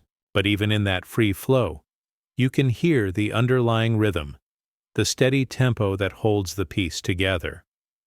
A melody might wander, resolve unexpectedly, then wander again, yet always returns to a bass chord that feels like home. Music lets us feel chaos and order simultaneously, inviting us to dance on the edge of unpredictability, while trusting the beat beneath our feet. When you listen closely, you begin to ride that wave, finding calm in the structure amid the improvisation. Our own routines hide patterns that protect us. The simple act of waking each morning at a familiar hour, brushing your teeth, drinking a cup of tea or coffee, these small rituals set a frame for the day ahead. Even if plans shift or surprises appear, you know the day starts with that quiet sequence of steps. That sense of beginning anchors you, giving a solid point from which to explore the unknown. And at night, as you brush your teeth again, change into soft clothes, and settle under your blankets, you complete the cycle, ready to let the hidden pattern of sleep take over. In difficult times, these patterns can feel like lifelines. When worries swirl, you can pause and listen to your breath. Notice its rise and fall. Find the rhythm that steadies your heart. When thoughts race, you can trace your favorite melody in your mind, or watch the pattern of raindrops streaking down a window. These small acts, returning to a known pattern, remind you that even when life feels chaotic, you carry a quiet order within you. And that hidden pattern can guide you back to calm, one rhythmic step at a time. The brain itself holds hidden patterns. Neurons fire in networks, sending signals in complex loops that underlie memory, emotion, and thought. Though you cannot see these loops, you can feel their effects when a memory surfaces, when a feeling stirs unexpectedly, or when an idea clicks into place. That unseen architecture shapes your very experience of reality. Every time you recognize a pattern in your own mind, you bridge the gap between thought and awareness, deepening your understanding of self and the world around you. Even chaos theory points to hidden patterns. The flutter of a butterfly's wings might eventually shape a distant storm, showing how small events echo in vast systems. But that echo isn't random. It follows the natural laws of dynamics and feedback loops. Chaos does not mean pure randomness. It means that patterns exist on many levels, some visible to the eye, some hidden in the interplay of millions of tiny causes. When you trust that these patterns exist, you can feel less overwhelmed by life's unpredictability. You can sense that, beneath the surface, there is a quiet order guiding events, waiting for you to notice it. As you lie here, drifting toward rest, consider how your dreams also carry hidden patterns. The images and stories that unfold in sleep often follow symbolic rules, shifts in setting, recurring symbols, echoes of real-life concerns. Even when dreams feel disjointed or strange, they weave those elements into narratives that help you process emotions and experiences. Trusting the pattern of dreaming can help you embrace sleep without fear, knowing your mind is at work, gently sorting and healing while you rest. In these final moments before you drift away, let the hidden pattern of your own being emerge. Feel the gentle rhythm of your breath, the steady beat of your heart, the soft hum of your thoughts. Let the pattern guide you deeper into stillness. Trust that beneath every wave of chaos, every rushing thought, every unexpected emotion, there is a secret order weaving through your life, holding you in a gentle embrace. You don't need to solve the mystery of that pattern. You only need to notice it, soften into it, and let it carry you into a peaceful sleep where the hidden tapestry of your mind can continue its quiet work. Good night. 16. Shadow truth. Have you ever looked into the dark and felt like something was there, just out of sight, just out of reach, but somehow more real than what's right in front of you? Not scary, not threatening, just something waiting, watching, holding its breath. In moments like that, you realize the truth isn't always found in the light. Sometimes the deepest truths hide quietly in the shadows, waiting for silence to speak. When we are surrounded by brightness, clear answers, fast decisions, loud opinions, we often feel safe. Light makes things easy to see, but it can also make us blind. It shows only what lies on the surface, and while the surface can be useful, it's not always honest. It gives us outlines, but not depth. It gives us names, but not meaning. It gives us shapes, but not feelings. The shadow, on the other hand, holds the rest. The hidden layers, the quiet doubts, the quiet truths we don't always want to face, but may need to. Think about a memory that shaped you, not the happy, obvious one, but the quiet, complicated one. Maybe it was a moment of silence between words. Maybe it was something someone didn't say, or something you felt without proof. Those moments live in the shadows. They stay with you not because they were loud, but because they held something deeper. Something that echoed quietly through your thoughts long after. You might not understand them fully, but you know they matter. That's the power of the shadow. It hides what is too real to name right away. In nature, shadows shape what we see. A tree in sunlight is beautiful, but the shadows on its bark give it form and depth. A mountain without shadows is just a shape. A face without shade loses its character.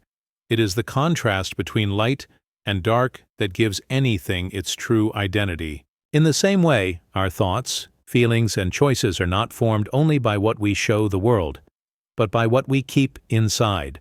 Our private thoughts, the quiet voice in our mind, the feelings we don't share, these shape us just as much, if not more. Sometimes we're told to ignore the shadow parts of ourselves, to always be happy, strong, positive. But that's not how the mind works. We all carry sadness, confusion, fear, or questions that don't have easy answers. And when we stop fighting those feelings, when we sit quietly and just listen, we begin to hear what they're trying to say, not in words, but in a soft kind of understanding. The shadow holds the pieces of us that want healing, not hiding, the pieces that are not broken, just waiting to be heard. You may have had moments late at night when everything is still and a quiet truth rises in your mind, something you've avoided all day. Maybe it's a feeling about someone you miss. Maybe it's a decision you've been unsure about. In the quiet, without distractions, the truth whispers from the corner of your thoughts, and you listen, not with fear, but with calm curiosity. That's the shadow's voice, not demanding, not loud, just true. Think of how children sometimes fear the dark, not because it's bad, but because it's unknown. As we grow older, we still carry that feeling, though it changes. Now we fear what we can't explain. But just like when we were young, we can learn to sit with it, to feel safe even when we don't have every answer, to accept that not all truths are simple or visible, and that's okay. Some truths grow best in the dark, like seeds planted deep in the earth. They bloom when the time is right. In dreams we meet shadows often, people we don't know, places we've never been, feelings that feel real but have no name. These dreams aren't meaningless. They are the shadow speaking in its own language. They bring up old fears, forgotten hopes, strange connections. And even if they confuse us, they have value. They are windows into parts of ourselves we don't explore during the day. When we wake from them, we often feel like we've been somewhere important, even if we can't explain why. Even in conversation, truth sometimes hides in the pauses, in what isn't said. A glance, a silence, a hesitation. These moments often say more than words ever could. They are tiny shadows in our speech, and they hold something important. When someone tells you they're fine, but their eyes look away, you feel the shadow of their truth. When someone smiles too quickly or answers too smoothly, you sense it too. Learning to read these quiet signals helps us connect more deeply, with others and with ourselves. The shadow is not our enemy. He is a quiet teacher. It asks us to slow down, to feel, not just think, to sit, not just act. It invites us to let go of needing to know everything and just be present with what is. And in that space, the truth can finally come forward. Not the easy truth, but the real one. Not the truth that sounds good, but the one that feels real in your bones. In the end, shadow and light are not fighting. They are partners. Together, they show the whole picture. The light helps us see where we are. The shadow helps us understand who we are. Without both, the picture is incomplete. So as you lie here, breathing gently, let your mind soften. Let the surface fade. Let the noise quiet down. You are safe to explore the quiet corners of thought. There is nothing to fear here, just a deeper truth waiting patiently. Let it rise slowly. Let it speak in its own soft voice. Let it show you what it wants to show. You don't have to force it. Just notice it. Feel it. Trust that sometimes the most important truths don't shout. They whisper from the dark, and we hear them best when we're ready to listen. Good night. 17. Silent discord. Have you ever sat in a quiet room and suddenly felt something was off, even though everything seemed calm on the outside? Maybe the lights were soft, the air still, and there was no sound. But inside you, something shifted. A strange tension, a feeling without a name. That silent discord. It's not loud. It doesn't shout. But it moves through your mind like a ripple in still water, gently but deeply. making you question what you thought you knew. Silent discord doesn't come with flashing signs or warnings. It creeps in during peaceful moments when your guard is down and your thoughts begin to wander. Maybe you're staring out a window, watching the clouds move, and out of nowhere a question enters your mind, one that doesn't seem to fit, one that doesn't have an answer. It's a small crack in your certainty, a soft contradiction you can't ignore. It doesn't scream, but it unsettles something deep inside. It's that strange sense when everything seems fine, but doesn't feel fine, like hearing someone laugh and somehow knowing they're not really happy, or smiling during a conversation while quietly wondering if you actually agree with what you're saying. It's the part of you that notices the mismatch between how things look and how they feel. And once you notice it, it's hard to unsee. It becomes a quiet echo in your thoughts, asking, is this real? Is this right? Silent discord often lives in the space between words, in the quiet moments after something is said, or in the pause between thoughts. It doesn't need noise to exist. In fact, it thrives in stillness. Because in stillness, we stop distracting ourselves, we stop running from discomfort, and we start to feel the quiet truths we've been avoiding. Maybe it's a decision we've been pretending feels good. Maybe it's a relationship we're holding on to even though it doesn't fit anymore. Or maybe it's something about ourselves we don't want to face. Whatever it is, silent discord doesn't force us. It just lingers, gently waiting to be noticed. You might experience this feeling when lying in bed at night, when the world has gone quiet. The lights are off, your body is tired, but your mind is wide awake. A thought floats in, one that feels strange, maybe even wrong, but it doesn't leave. You turn over, hoping sleep will push it away, but it stays. Not loudly, just patiently.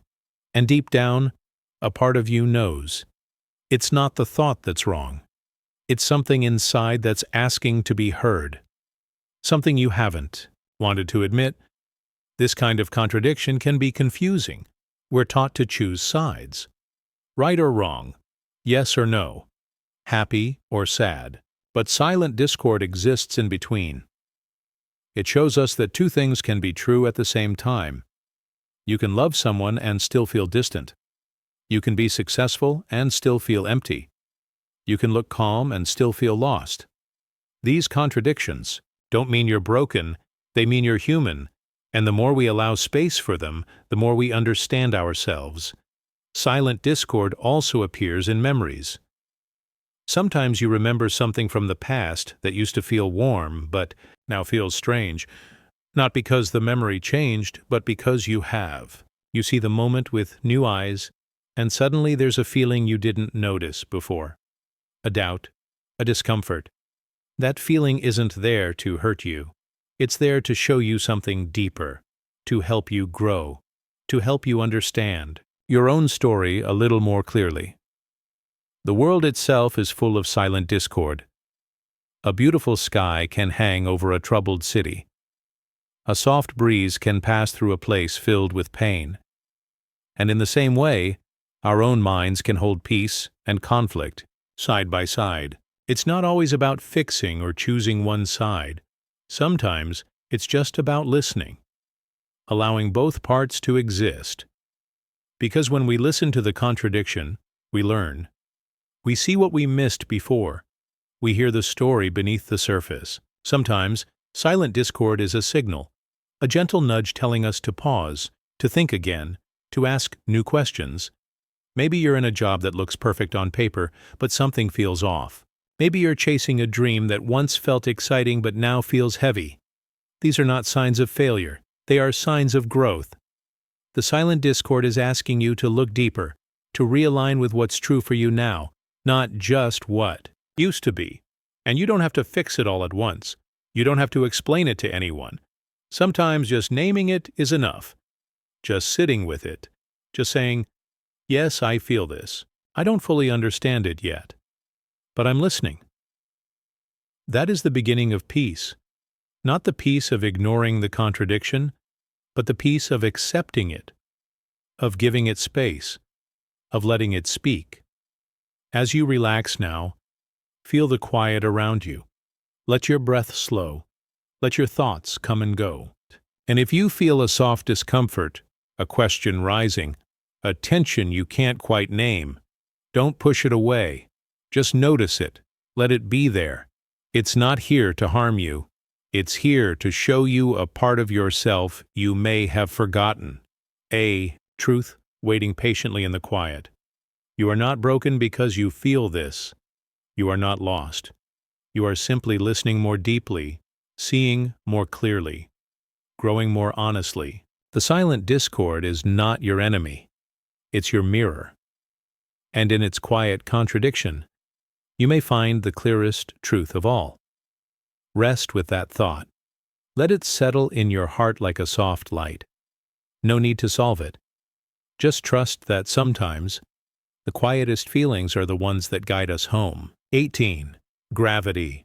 Void. Imagine stepping into a place where everything feels light, not just your body, but your thoughts, your emotions, even the weight of your day. It's as if the force that usually pulls you down, the pressure, the expectations, the noise, suddenly lets go.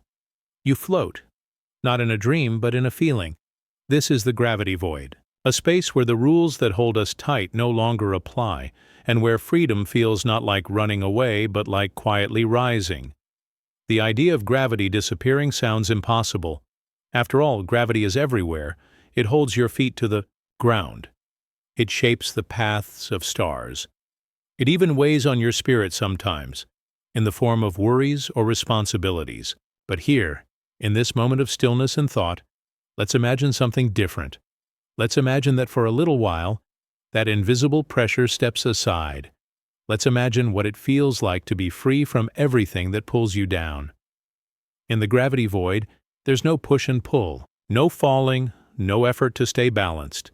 You're just there, suspended in calm. And this feeling isn't only about the body, it's about the mind. Think about how often your thoughts feel heavy. The plans, the doubts, the endless to-do lists, all the things you carry without even noticing. Sometimes your own thoughts become gravity, but here that weight lifts. Here you're allowed to simply be. No pressure to move, no need to decide, just peace. There's something deeply calming about this idea, because when gravity disappears, everything slows down. You're not rushing. You're not reacting. You're just floating softly and quietly, like a leaf resting on a still pond.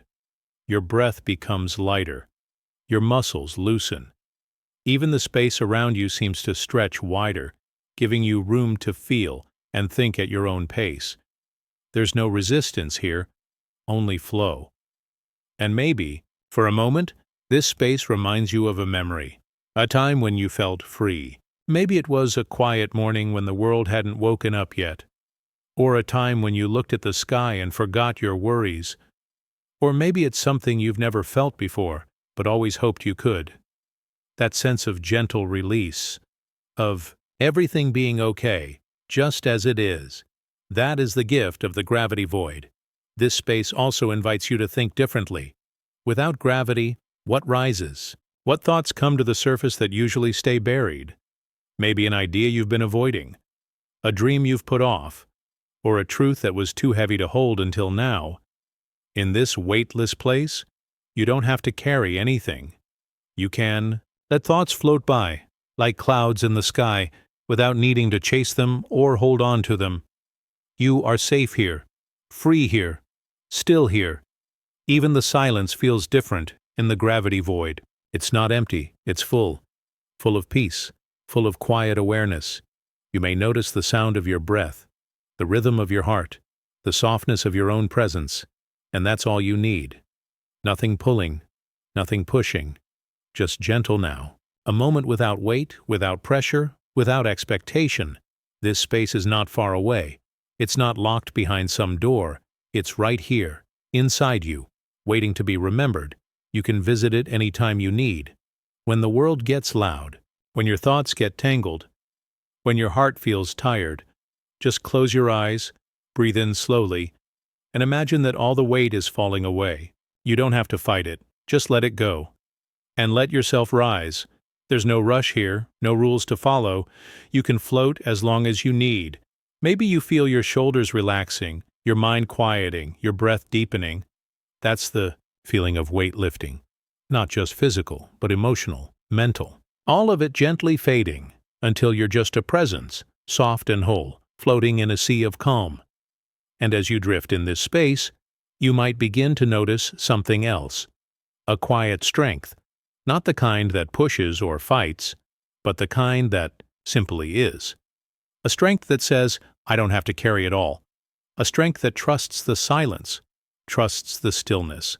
Because sometimes, real strength is not in holding on, but in letting go. Letting go of what no longer serves you. Letting go of the weight that isn't yours. Letting go of the belief that you must always be doing, always be moving. You are allowed to rest, to release, to rise. You are allowed to feel light. And the beauty of the gravity void is that it doesn't ask for anything. It simply invites. It invites you to be soft, to be quiet, to be real. No need to prove. No need to explain. Just float. Just breathe. Just be. As you slowly come back from this space, you might carry a piece of it with you. A memory of lightness. A feeling of ease. A reminder that even in the middle of everything, there is a part of you that can let go. That can rest. That can float above the noise, the pressure, the weight. And when the gravity returns, as it always does, you will remember this space. You'll know it's there, waiting, ready, always. Because the gravity void isn't just a place, it's a part of you. The quiet part, the gentle part, the free part. Let yourself return to it, again and again. And every time you do, may you feel lighter, brighter, softer, and deeply, deeply at peace. 19. Light paradox. What if the deepest darkness wasn't empty? What if, hidden right in the center of shadow, something softly glowed? A light not outside the dark, but within it, a quiet shimmer, not bright or sharp, but gentle and real. This is the light paradox. A strange, beautiful idea that even when everything seems dim, there can be something glowing, unseen, waiting to be noticed. It sounds impossible. How can darkness carry light? How can something be two things at once? But that's the mystery. Maybe the most interesting truths are the ones that don't fit into easy answers. Maybe shadow isn't just absent. Maybe it's hiding something. Something small, warm, and steady. Something that shines only when you're still enough to see it. Think about those moments when life feels heavy. When the room feels cold. When nothing seems clear. That's when this idea matters most. Because in those very moments, when you think there is no light, you might find it. Not outside, not from someone else, but inside the quiet. Inside the dark. It won't shout. It won't rush, but it will glow. Softly. Just enough. Imagine walking through a dark forest. At first, it's hard to see. Everything blends into shadow. But slowly, as your eyes adjust, you begin to notice it. Tiny lights, scattered like whispers. Maybe it's the shimmer of dew, or the faint outline of the path ahead. It was always there. You just had to pause. To let the dark settle, to stop trying to escape it. That's what the light paradox invites us to do. It doesn't ask us to fight the darkness. It asks us to stay, to trust, to notice. Because sometimes, what we run from holds exactly what we need. The dark isn't always dangerous. Sometimes it's rest. Sometimes it's a reflection. And sometimes, if you look closely, it's light in disguise. There's something calming about this. You don't have to chase the bright. You don't have to be okay all the time. You can sit in the quiet, in the unknown, and still be whole. You can feel lost and still be safe. You can feel sad and still be filled with meaning. Light doesn't have to blind you. Sometimes it just rests with you, like a quiet friend. Not fixing, just being. And that light hidden in the shadow begins to grow, not by force, but by presence. It grows when you stop running, when you stop pretending, when you simply allow yourself to feel, even the hard feelings, especially those, because deep down they carry truth. And inside that truth, the glow begins. It's strange, isn't it? How something can hold its opposite, how darkness can shine, how silence can speak. But maybe that's what makes this world beautiful. It doesn't have to make perfect sense. It just has to feel real. And this light inside the shadow feels real in the most comforting way. Think of those moments when someone simply sat with you, without trying to fix anything. That's the same kind of light. Quiet, present, steady. Or the way a song feels when you're going through something hard. It doesn't tell you everything will be fine, but it stays with you. That's a kind of glow too. This paradox teaches us that nothing is ever just one thing. A shadow might hide safety, a pause might carry movement, a loss might open a door, and inside the very things that feel like the end, something new might be waiting to begin. Light. Waiting inside the dark. You don't have to be afraid of this space. You've already been here many times. Every time you've felt alone and found comfort in your own breath. Every time you've cried and felt the soft warmth of truth rising behind the tears. Every time you've been quiet and that quiet held something more than silence. The light paradox isn't about brightness. It's about honesty. It's about noticing the gentle truth that lives beneath everything, even the sadness, even the fear. It's about letting go of the need to understand everything and just trusting that something meaningful is always there, even if it doesn't look the way you expected. So let the dark be dark. Let the silence be full. Let your thoughts float. You don't have to name it. You don't have to fix it. Just breathe. Just listen. Just feel. And when you do, that soft light might rise. Not to lead you away, but to help you stay, to help you see what's already here. Because maybe the light was never gone. Maybe it just changed shape. Maybe it slipped into the shadows, waiting for the moment you were quiet enough to notice. And now that you are, it gently glows, not to dazzle, not to impress, but simply to remind you that you are not alone. You never were. So, stay a little longer. Let the light show itself in its own time. Let it rise from the middle of the stillness. Let it speak without sound. You don't need to do anything. You just need to be. And in that being, the paradox lives. Darkness glowing, quietly, beautifully, from within its own shadow. 20. Spatial fold. You take one step forward and end up exactly where you started. You walk down a hallway only to find the same door waiting ahead. Again.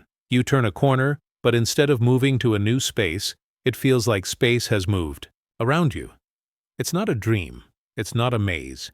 It's something stranger, a fold in space itself. A soft, silent twist that gently loops the world in on itself, like reality has been folded like paper, and now what was far away is suddenly near again. Welcome to the spatial fold. It doesn't scream for attention. It doesn't flash or shake. It's quiet, calm, and oddly smooth. You don't feel like you're trapped. You feel like something's different, just beneath the surface, as if space itself is gently breathing, bending, not breaking, but curving back in a way your senses can't fully understand. You reach out, expecting distance, but your hand brushes something familiar. You walk in a straight line, but every step somehow brings you back to the same place. The room hasn't changed, but your place in it has. The spatial fold is not about confusion. It's about curiosity. It asks a simple question. What if the world around you is not always as flat or straight as it seems?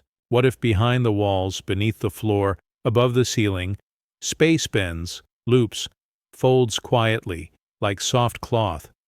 Not in a way that hurts. Not in a way that traps. But in a way that invites you to notice, to feel. Think of it like walking through a quiet hallway that stretches into the distance. You keep walking, 10 steps, 20, maybe more. And yet, As you glance around, the pattern on the walls, those tiny cracks, that faint shadow, seems too familiar. Wasn't that same mark there before? Did you pass it already, or did it never leave? You pause. You listen. The silence wraps around you, soft and even. You take another step, and the hallway softly loops. No loud sound, no flash. Just the same space gently turning in on itself, holding you in a quiet circle. It doesn't feel scary. It feels still, like the world has paused for a moment, folding in just enough to keep you here, to keep you aware. In this space, there is no rush, no destination, only movement that leads back to you. A folded world where distance is not measured by feet or time, but by feeling, by how deeply you notice the space you're in. Maybe you've felt this before, not in a hallway but in thought, a memory, a feeling, that strange loop where your mind returns again and again to the same idea. Not because you're stuck, but because something inside that loop still wants to be seen. The spatial fold outside mirrors that inner motion, moving through space but always gently returning, softly, circling back. It teaches you patience. It slows you down, because there's no point in rushing through a space that always brings you back. Instead, you start to pay attention, to look at the details you missed the first time, the subtle curve of the wall, the way light falls in the corner, the small cracks beneath your feet. You begin to understand the space, not by leaving it, but by staying with it, living in it, letting it teach you its rhythm. This is the quiet beauty of the spatial fold. It holds you, not in a trap, but in a rhythm. It asks nothing but awareness, not problem-solving, not escape, just presence. Because the moment you stop trying to get somewhere, you realize you're already somewhere, and that somewhere is deeper than it seems. The fold doesn't limit you. It frees you from needing straight lines, clear endings, or fast answers. Sometimes in life, we try so hard to get out of certain places. We want change, movement, progress. But what if space is folding not to hold you back, but to help you notice something important? What if, by circling back, you're not failing, you're deepening? What if the room you're in, the path you're on, is exactly where you're meant to be? Not forever, but for now. There is something peaceful about knowing you don't have to chase anything, that you can walk without arriving and still be okay. The fold takes the pressure off. It turns the space around you into a gentle mirror, a reflection of your inner world, softly repeated, not to confuse, but to comfort. And maybe, just maybe, when you've truly felt the shape of the space, when you've noticed its rhythm, heard its quiet breath, the fold will gently unfold. The walls will stretch again, and the path will move forward. But you'll be different, not because the space changed, but because you did. You listened. You slowed down. You stayed present. And in doing so, you understood something most people miss. Space is not just something you walk through. It's something that can hold you, teach you, echo you. So next time the world feels like it's looping back, like you're walking in circles, pause. Don't rush. Don't push. Just breathe. Look around. Feel the fold. It's not stopping you. It's guiding you, reminding you that sometimes the deepest journeys don't move forward. They move inward. And in that gentle inward turn, space wraps around you, not to confuse, but to comfort.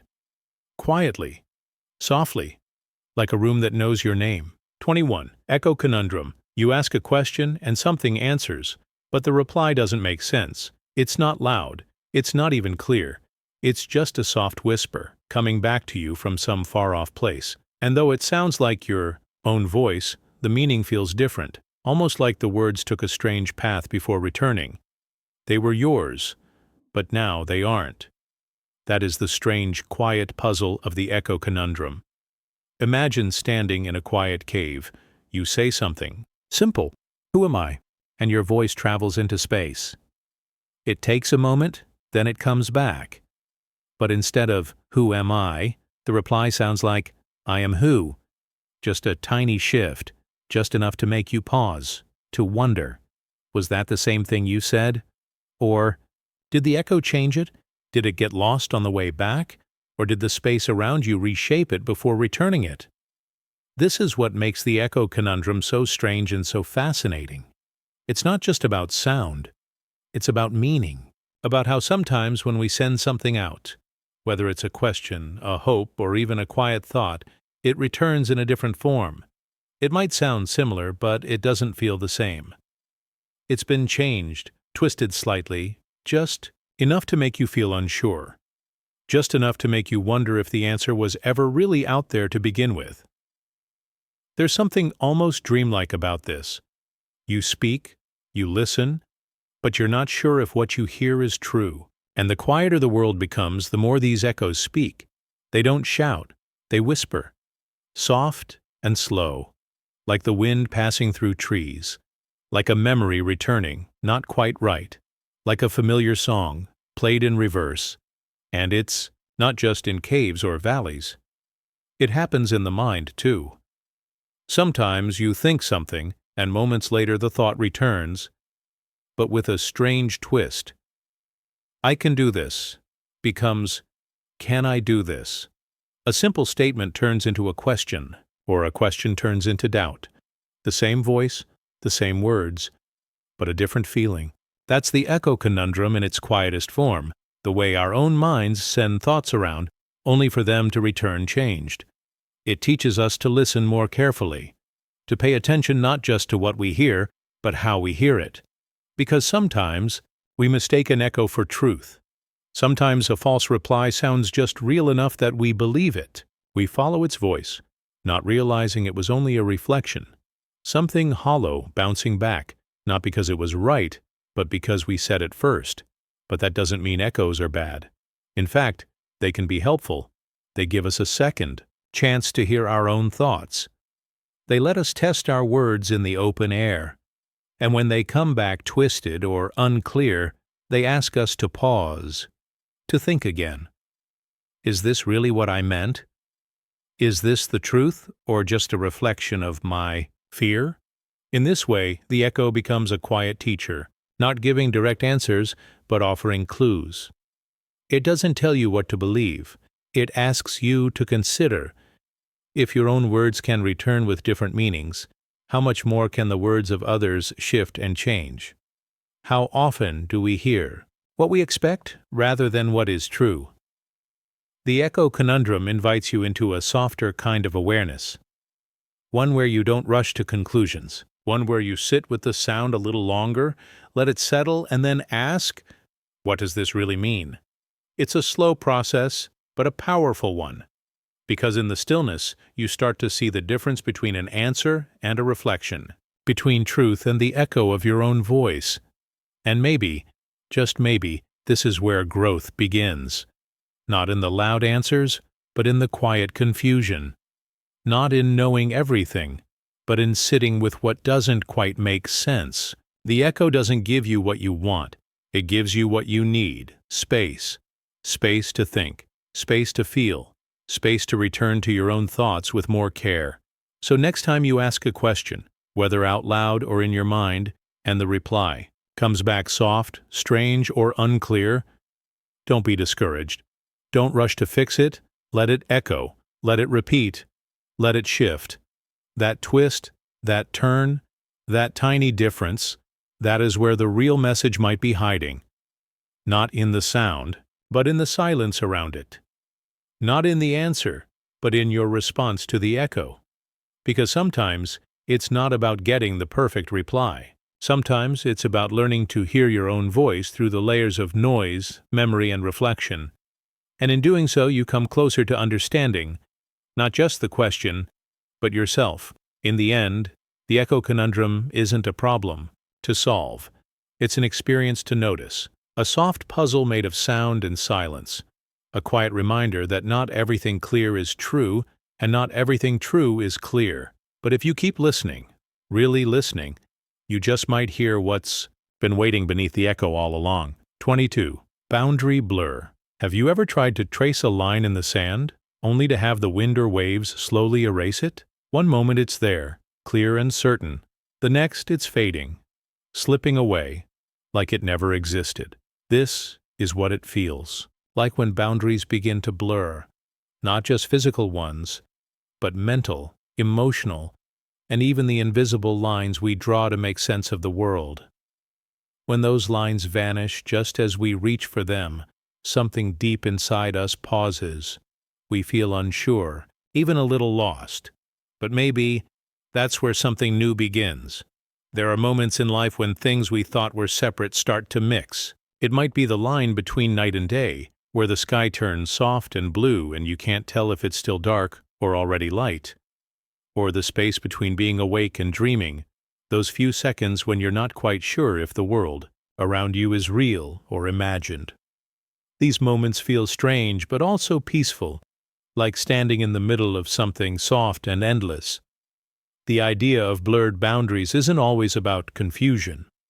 Sometimes it's about connection. About how a river meets the sea. There's no sharp edge, no sudden shift, just a slow blending, a back and forth of salt and fresh water moving together in a quiet dance. Where does one end and the other begin? It's hard to say. And maybe it doesn't matter. Maybe the beauty is in the merging, not the separation. In our minds, we try to draw lines too. Lines between who we are and who we want to be.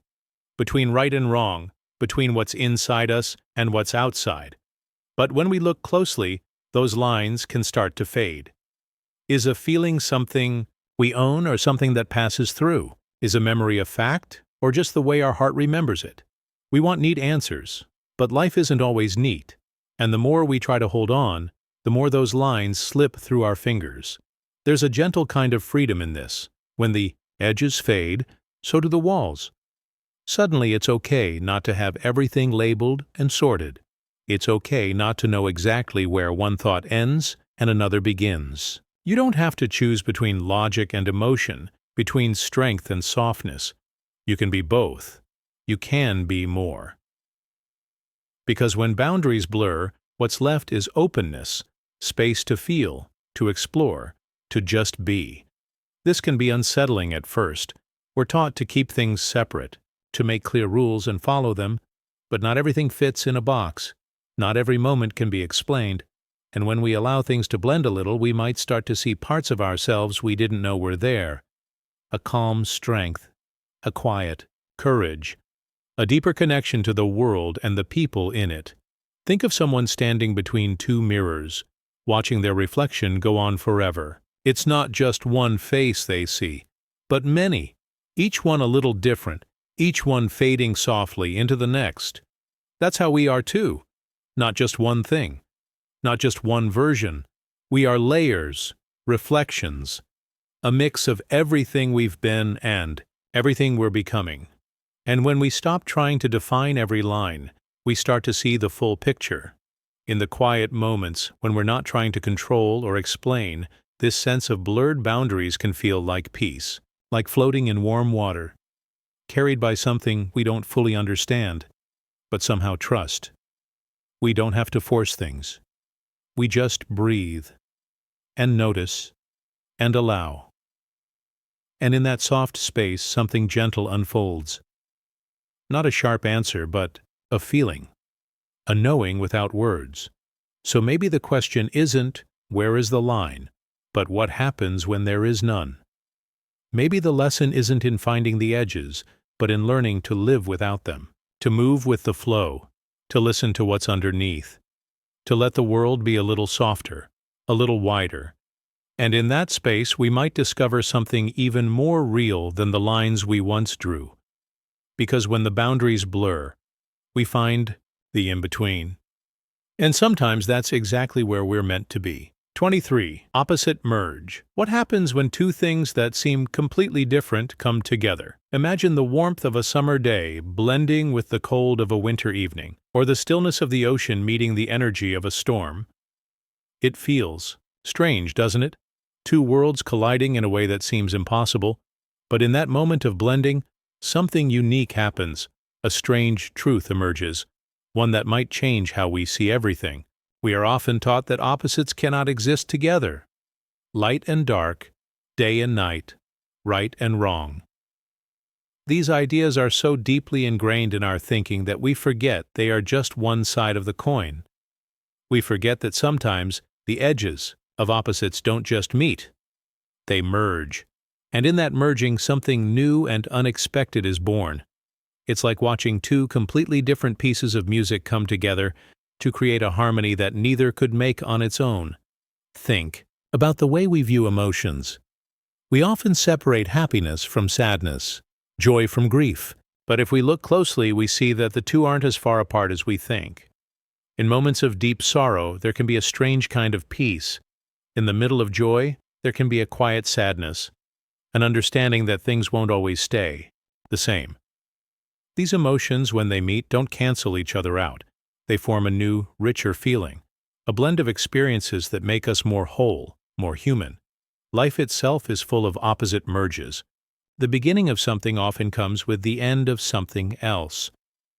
A new chapter in our story is often written with the ink of what came before. We cannot fully experience growth without acknowledging loss, and we cannot embrace the light without understanding the dark. These contradictions don't fight each other. They coexist, and in doing so, they teach us something profound. There is no true peace without its opposite, without the understanding that struggle is part of the journey. The world around us, too, thrives on these strange unions. Think of nature, where opposites meet all the time. The calm of a river flowing through the wild, the heat of the sun shining through the cold of winter, the quiet of a forest standing strong against a raging wind. These forces don't compete. They don't try to erase each other. Instead, they meet in a way that creates balance. A balance we often take for granted, but one that allows the world to keep turning. But what does it mean for us as individuals when opposites blend within us? Think about the quiet person who has a fire inside, a passion that only shows in brief flashes, or the bold person who sometimes feels lost in the quiet of their thoughts. These people aren't divided. They are both, the calm and the storm, the gentle and the fierce. And in those moments when they allow their opposites to merge, they find a kind of truth that neither part could reveal alone, a truth that speaks to the complexity of the human experience, where we are never just one thing. We are always a mix. It's easy to look at the world and think it's a place of simple choices. You're either one thing or another. You're either good or bad. But life doesn't work like that. People are complex, our experiences are messy, and when we start to accept that our lives are full of these opposite merges, when we stop trying to separate everything into neat boxes, we begin to see the richness of the world in a new way. We begin to understand that things don't need to be defined by extremes. They can exist in a space where both sides meet, where everything flows together in a beautiful contradiction. Sometimes it's in these moments of blending that we feel the most alive. The moments when we realize that we don't need to pick a side, that we can be both vulnerable and strong, kind and fierce, calm and chaotic. The truth is, we are all of these things, woven together in a way that creates something far more interesting than a simple choice could ever be. And when we stop fighting the opposites within us, we begin to embrace the fullness of our own story. In relationships, too, opposites often come together in surprising ways. We may find ourselves drawn to people who challenge us, who bring out parts of us we didn't know existed. These differences don't create division. They create growth. When we allow ourselves to connect with someone who sees the world in a way that's completely different from ours, we are given the chance to merge our perspectives, to blend our experiences into something that neither of us could have created on our own. It's in these moments that we learn the most about who we are and who we can become. But the opposite merge doesn't just happen between people. It's something we can experience in the world around us, in every moment when we stop to observe the contradictions that exist side by side, the quiet after a storm, the stillness of dawn after the chaos of the night. the sweetness of a smile after a long silence. These moments don't erase the previous experience. They build on it. They create something new and deeper. They show us that everything has its place, even the things that seem most different. The truth is that opposites don't have to cancel each other out. They don't have to fight. When they meet, when they blend, they can create something far more powerful than either could alone. And that's the strange, beautiful truth of life, that in the merging of opposites, something unexpected, something real, emerges. A truth that speaks to the complexity of our world and the complexity within us all. So, next time you feel torn between two extremes, remember that they don't need to be separate. Sometimes it's in their blending that the most meaningful truths are found. 24. Chaotic order. What if the most perfect order in life was hidden within the chaos? Imagine a beautiful painting that looks like a mess at first glance. A storm that, when it passes, leaves behind a surprising calm. Or think of a melody made up of unpredictable notes, yet somehow they all come together to create something beautiful. This is the idea of chaotic order, a concept where disorder gives birth to the most intricate patterns, where things that seem random or messy are part of a larger, more meaningful whole. At first, chaos seems like the opposite of order. It's a force that tears apart structure, breaks down systems, and makes everything feel unpredictable. But what if that's only half of the story? What if the very thing we see as disorder is just the starting point for something greater? If you look closer, you might find that within the seeming chaos, there's a rhythm. There's a hidden order waiting to emerge, like stars forming constellations out of the scattered points of light across the night sky. Take a moment to think about nature. At first glance, a forest might appear disordered, filled with twisting branches, wild plants, and scattered leaves. But within that wild mess is an intricate system of life. Trees reach toward the sky, roots push deep into the soil, and every living thing has its place, creating an ecosystem that is perfectly balanced. Even in its wildest state, nature operates under its own set of rules, a set of rules that we might not always understand, but that doesn't make it any less real. The chaos of nature isn't truly chaos at all. It's a form of order, one that we may not always be able to see, but it's there, weaving through the landscape. Think about a work of art. When an artist first starts a painting, it's often just splashes of color, strokes of brush, and abstract shapes. But as the artist works, that chaos begins to come together. Each stroke, though it may seem disconnected at first, begins to form a bigger picture. The final result, which once seemed impossible to predict, reveals a pattern, a structure that was always there. The chaos isn't really chaos. It's the beginning of something beautiful, something that only looks like disorder from one perspective. This idea can also be seen in the way our own lives unfold. We all go through periods that feel chaotic, times when things don't seem to make sense, when everything feels out of control. These are the times when we question what's happening, when we feel lost or unsure. But if we look back, we often see that these chaotic moments were part of a bigger picture. What seemed like random events or mistakes were actually leading us somewhere, guiding us toward the next chapter of our story. In these times of confusion, we might not see the order that's forming, but when we look from a different angle, we realize that the chaos was always part of the plan. Our minds work in a similar way. Sometimes our thoughts are all over the place. We bounce from one idea to the next, from one emotion to another. It feels like chaos, doesn't it? But when we pause and reflect, we often discover that those scattered thoughts were leading us to something important. They were forming patterns in our minds, helping us understand ourselves better. The mind is constantly trying to make sense of the world, and even in the most chaotic moments, it's working to bring clarity. The seeming disorder of our thoughts might just be the mind's way of finding new connections, new patterns that we hadn't seen before. Consider the way we learn. At first, everything feels like a jumble of information. We learn new facts, skills, and ideas, and it's easy to feel overwhelmed by all the newness. But as time goes on, we start to notice patterns. What once seemed random now fits together in ways that make sense. The chaotic process of learning, where we stumble and make mistakes, eventually leads to a deeper understanding, a more structured way of thinking. The chaos of learning isn't a sign that we're failing. It's the messy part of discovering something new. This chaotic order isn't just something that happens in nature or in our personal lives. It's a concept that plays out in every aspect of existence. The universe itself is full of seemingly chaotic events, from the unpredictable path of comets to the random movement of particles. And yet, there is an order to it all. Even the most random events follow laws of physics that we're just beginning to understand. The Big Bang that started everything, for example, was chaotic, yet it led to the vast, ordered universe we live in today. In the same way, our lives are shaped by moments of chaos that eventually give birth to something greater, something meaningful. Think about how we approach challenges. When we face problems in life, they often feel like chaos.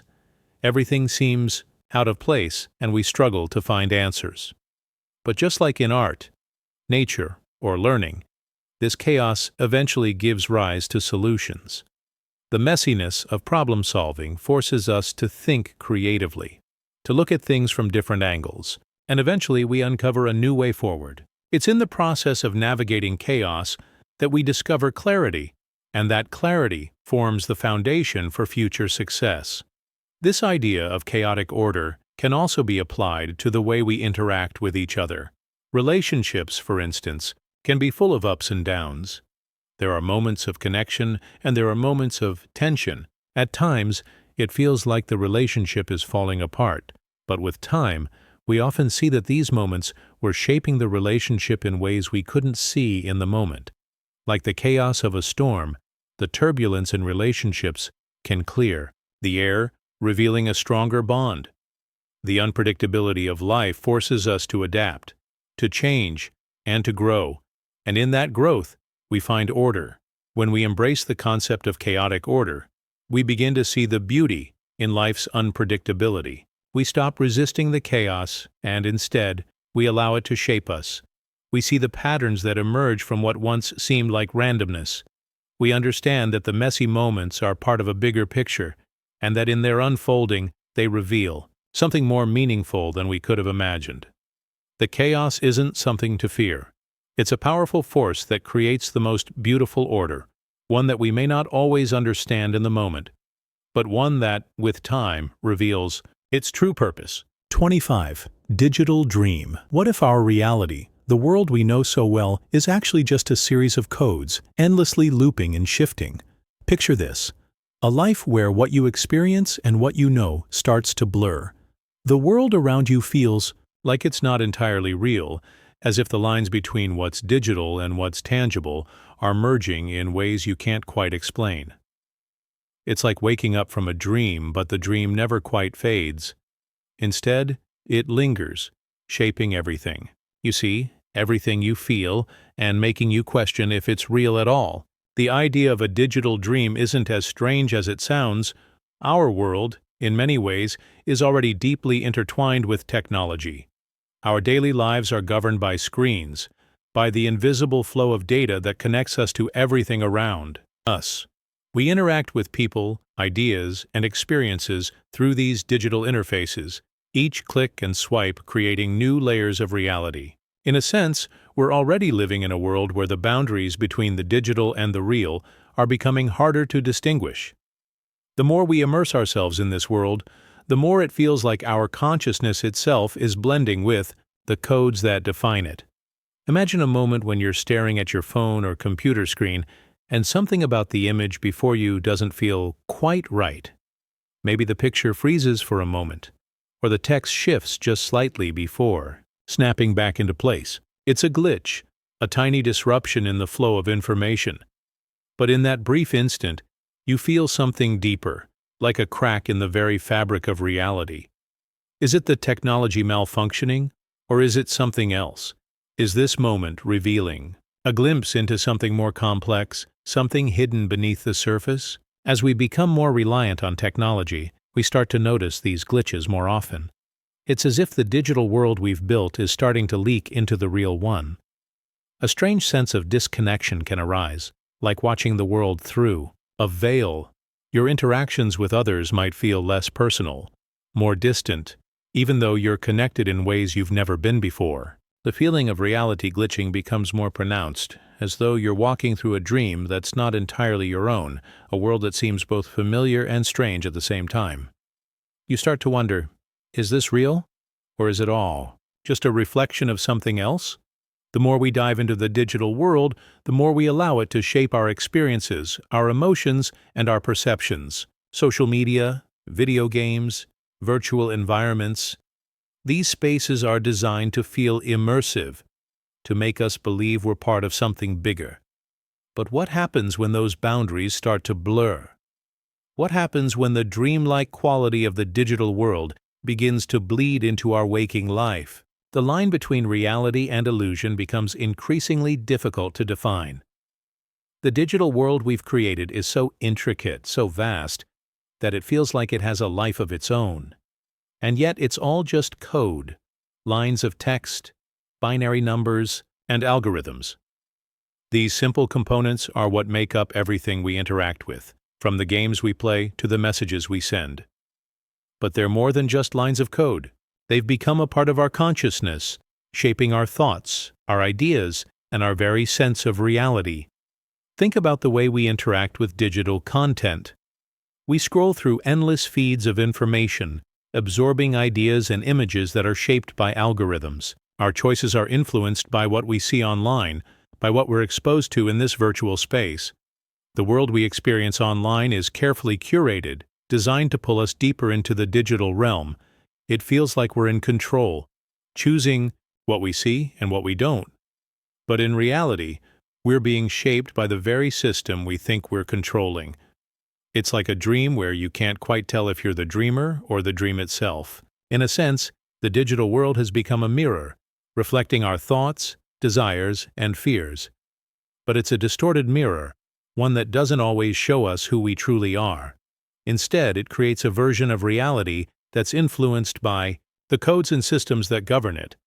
The digital dream we live in is not just a passive experience, it's an active process, one that shapes us as much as we shape it.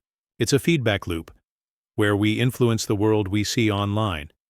And in turn, the world online influences the way we see the world. This connection between technology and consciousness isn't something new. We've always had a relationship with the tools we use. In the past, we relied on books, on language, to shape our understanding of the world. Today, we rely on digital screens and algorithms. The tools change, but the underlying process remains the same. We use these tools to make sense of the world, to interact with it, and to shape our reality. But as we move further into the digital age, the tools we use are becoming more and more integrated into our minds, influencing the way we think, feel, and experience life. We're no longer just using technology, we're living with it, inside it, and it's becoming a part of us. The idea of a digital dream also speaks to the way we experience time. In the digital world, time seems to stretch and warp in strange ways. We scroll through endless streams of content, losing track of hours, even days. It's easy to feel like we're caught in an endless loop where time doesn't have the same meaning it does in the physical world. The digital world exists outside of time in a way. It's a space where past, present, and future can merge, where you can revisit moments from years ago with just a click. The digital dream is timeless, existing in a state where everything is always present, always available, always within reach. But the more we immerse ourselves in this digital world, the more we start to question what's real. Is the life we're living online the same as the life we're living in the physical world? Are the connections we make with others online just as meaningful as the ones we make face-to-face? The digital dream blurs the lines, making it harder to tell the difference. It creates a new reality, one that's just as real, just as valid, as the world we touch and see. The glitch in this reality is that sometimes we don't know where the dream ends and the waking world begins. We start to lose track of what's real and what's constructed, what's physical and what's digital. It's as if we're living in a constant state of transition, constantly shifting between these two worlds, and the more we try to separate them, the more they seem to merge. In the end, the digital dream isn't something to fear. It's something to explore. It's a new kind of reality, one where consciousness and technology dance together, creating new possibilities and new ways of experiencing the world. We may not always understand it, but it's here, and it's shaping who we are. The more we embrace it, the more we realize that the dream is not just something we experience, it's something we create. And in that creation, we discover new truths about who we are, both in the digital world and the one we call real. 26. Invisible weight. Have you ever felt the weight of something heavy pressing down on you, even though you couldn't see or touch it? It's a strange sensation, one that seems to come from nowhere, yet it feels so real. It's as if there's an unseen force, a pressure that tugs at your body, mind, and soul, but it's not something you can grasp or escape. This invisible weight, though elusive, is something we all experience in different ways. Sometimes it's a quiet, lingering pressure that stays with you throughout the day. Other times, it arrives suddenly, overwhelming you in a moment of clarity or emotion. But no matter how it arrives, it's always there, silently shaping your experience. The most puzzling part of this invisible weight is its nature. It's a force that can't be measured, that can't be seen, and that certainly can't be held. And yet it's incredibly powerful. It can affect how you walk, how you think, and even how you breathe. It's the kind of weight that doesn't show up on a scale, yet it can weigh on you more than anything tangible ever could. It doesn't matter how strong you are or how much you try to ignore it. The force is still there, making its presence known. It's as though the universe has found a way to press down on you without leaving a mark. And this silent pressure becomes part of your reality, influencing your actions and your state of mind, even though you can't see it. This invisible weight often appears in moments of stress or uncertainty. You might be going through your day, thinking everything is fine, and suddenly you feel it, the subtle pull, the quiet force that's hard to explain but impossible to ignore. It's as if the world around you has shifted, and something you can't understand has taken hold. It might be the pressure of expectations, the weight of responsibilities, or the uncertainty of the future. Whatever it is, it's something that you feel deeply even though you can't trace it back to anything specific. It's not a burden that you can lift, or a problem that you can solve with a simple answer. Instead, it's a feeling that you carry with you, one that you can't shake, no matter how hard you try. In many ways, this invisible weight is a reflection of the mental and emotional pressures we face. We all carry certain thoughts, feelings, and beliefs that are hidden beneath the surface, things we don't often acknowledge or even understand ourselves. These hidden aspects of our psyche can create a weight that's just as real as any physical load we might carry. It could be the lingering sadness of a past experience, the anxiety of an uncertain future, or the weight of unspoken words and unresolved conflicts. These mental and emotional burdens can accumulate over time, becoming a force that you feel but can't always explain. The invisible weight isn't always negative, though. Sometimes it's the weight of love, of hope, or of a dream that you carry with you every day. These positive forces can be just as powerful, even though they aren't always visible to the outside world. When you're deeply passionate about something, when you're working toward a goal that means everything to you, you can feel that weight in a different way. It's not a burden, it's a driving force, a source of strength and purpose that keeps you moving forward. But even this kind of weight can be exhausting. The pursuit of a dream, the drive to succeed, and the desire to make a difference can sometimes feel like an invisible weight pressing down on you, pushing you to keep going, even when you're tired or unsure. What makes this invisible weight so difficult to manage is that it's not something we can always control. It's not like a physical object that we can pick up, move, or put down.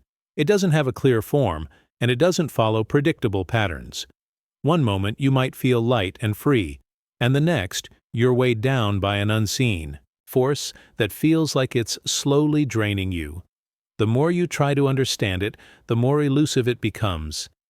It's as if it exists outside of time and space, moving through your thoughts, your body, and your emotions, constantly shifting, constantly changing. And because it's invisible, it can be difficult to talk about. It's hard to explain something that you can feel but can't show anyone else. It can make you feel isolated, as though you're carrying something that no one else understands. Despite its invisible nature, this weight can have a profound impact on your life. It can influence your decisions, your actions, and even your relationships. The invisible weight of doubt might keep you from taking risks or stepping outside your comfort zone. The weight of fear might prevent you from pursuing what you truly want, holding you back with an unseen hand. On the other hand, the invisible weight of love and ambition can inspire you to push beyond your limits, to strive for something greater than yourself. In both cases, the force is there, shaping your path in ways you might not always recognize. The key to dealing with this invisible weight is to acknowledge its presence. When we try to ignore or suppress the forces that weigh on us, they often grow stronger, taking up more space in our minds and hearts. But when we allow ourselves to feel what we're carrying, when we give it the space to exist, we can begin to understand it. This understanding doesn't mean that the weight will disappear, but it can help us cope with it. By recognizing the invisible forces at play, we can begin to make peace with them, to find ways to carry them without letting them control us. In some ways, the invisible weight is a reminder of our humanity. It reminds us that we are not just physical beings, but also emotional and mental beings, shaped by our experiences, our thoughts, and our feelings. It's a reminder that life isn't always clear-cut, that there are forces at work within us and around us that we may never fully understand. But just because we can't see something doesn't mean it isn't real. The invisible weight is real, and it's part of the complex, beautiful and mysterious experience of being alive. So, the next time you feel that invisible weight pressing down on you, take a moment to acknowledge it. It may not be something you can see or touch, but it's there, shaping your reality, and perhaps, in recognizing it, you can begin to understand the force it carries and learn to move through the world with it, instead of letting it move you. Because in the end, the invisible weight is not something to fear. It's simply part of the journey, a force that helps define who we are and how we navigate the world around us. 27. Still motion. Have you ever found yourself staring at something that, at first glance, seemed to be completely still? Yet there was an undeniable feeling of movement, of life within it. It's a curious sensation, as if the world around you has slowed down to such an extent that the line between movement and stillness becomes blurred. It's like watching the stillness of a photograph, only to feel the pulse of life hidden beneath the surface. You might find yourself questioning what you're seeing. Is it truly still, or is there something more? The more you focus, the more you start to notice subtle changes, small shifts, tiny details that move ever so slightly, as though the world is holding its breath. This concept of still motion is something that can be found in many aspects of life.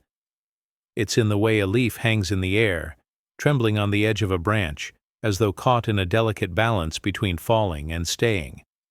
It's in the quiet ripple of water, where the surface seems smooth and unbroken, yet beneath it, a constant flow of movement is always happening. It's in the pause of a dancer mid-spin, suspended in time, as if the moment is both frozen and in motion at the same time. Still motion, in its essence, is the feeling that something is alive even when it seems to be at rest. It's as though time itself is bending, and the lines between stillness and motion are not as distinct as they seem. The fascinating thing about still motion is that it invites us to look deeper, to see beyond the obvious, and explore the layers of reality that lie just beneath the surface. We often take movement for granted, rushing through life and only noticing the world around us when something drastic happens. But in the moments when time slows down, when the world appears to pause, we are given the opportunity to truly observe. The stillness is no longer empty or void of energy. Instead, it becomes a space where life is quietly stirring, waiting for us to see it. It's as if time itself is offering us a chance to reflect, to notice the nuances and the subtleties that often go unnoticed in the hustle and bustle of daily life. Imagine standing in front of a still body of water. At first, it seems calm and unchanging, the surface smooth as glass. But as you focus, you start to notice the tiny ripples that spread across the water, caused by the gentle movement of the air. Or perhaps you see the reflection of the sky, not as a perfect mirror image, but with subtle distortions, as if the water itself is quietly shifting. What appears to be still is, in fact, a delicate balance of forces at work, hidden beneath the calm surface. This is the beauty of still motion, the way it captures both the stillness of the moment and the movement that lies just beneath. Still motion can also be experienced within ourselves. It's the way our breath might seem to pause in the middle of an inhale, as though time itself is holding its breath with us. It's the moment when our thoughts slow down, when our mind seems to freeze in a moment of deep concentration or meditation. In these moments, we may feel as though we are suspended in time, caught between the past and the future, with nothing but the present moment holding us in place. It's a gentle reminder that even in our most still moments, there is an undercurrent of life constantly moving through us, shaping our thoughts, our emotions, and our experiences. This concept of still motion also has a powerful impact on our perception of time itself.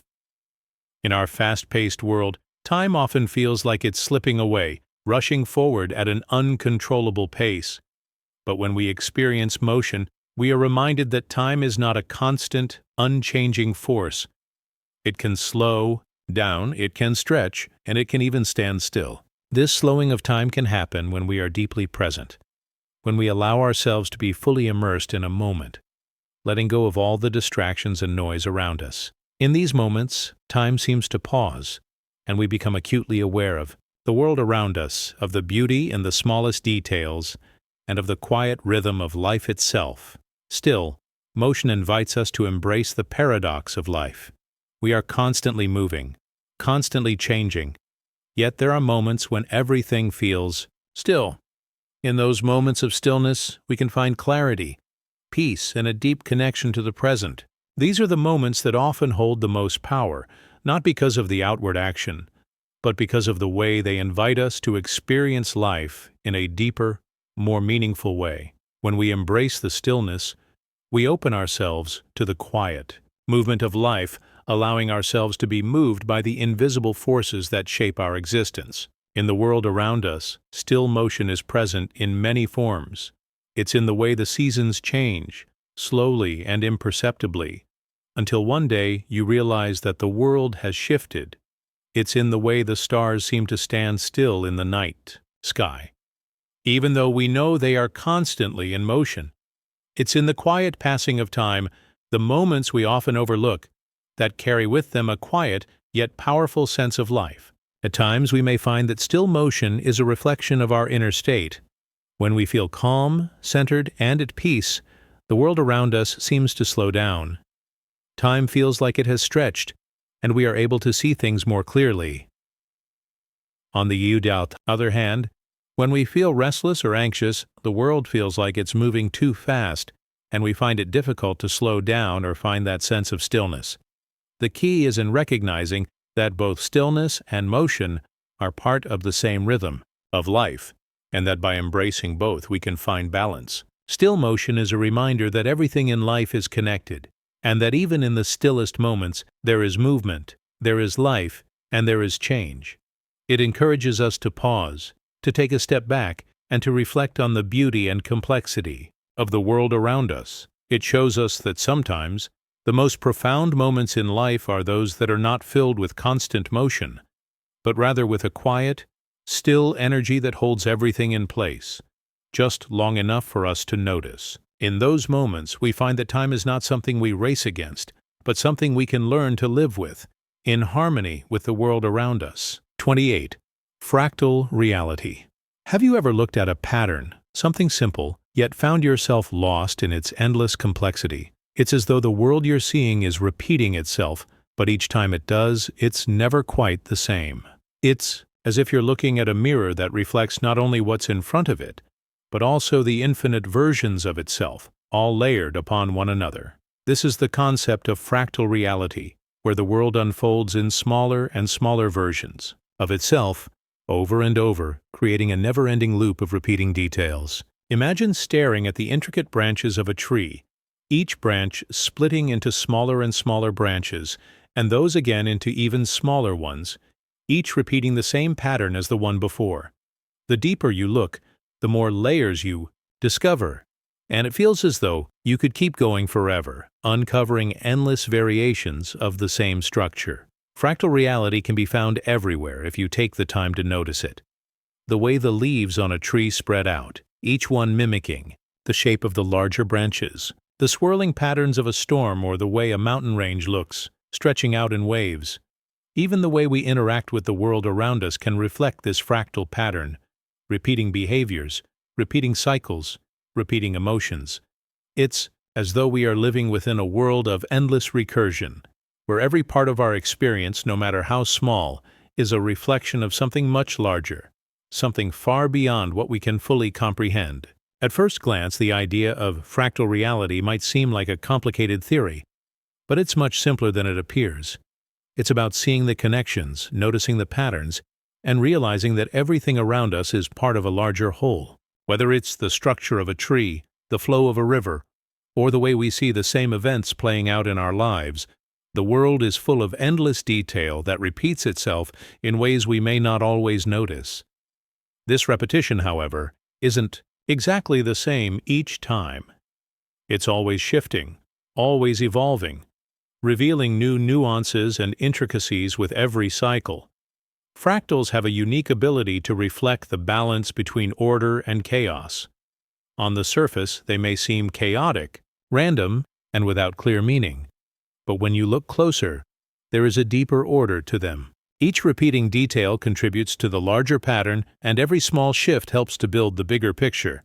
This duality, the constant push and pull between repetition and variation, mirrors the way we experience the world in our own lives. We find ourselves caught in cycles of habits, of emotions, of thoughts. Yet with each turn of the cycle, we change just a little. Our experiences repeat, but they don't stay the same. We grow, we shift, we adapt, and in the process, we reveal new layers of ourselves, just as a fractal reveals new patterns with each iteration. When we consider fractal reality, it's hard not to think of time itself.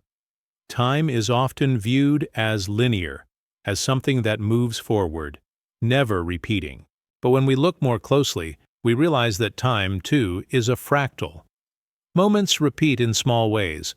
Days become years, and years become decades. But in each cycle, the details change. We go through similar patterns in our lives, times of joy, times of sorrow, times of growth.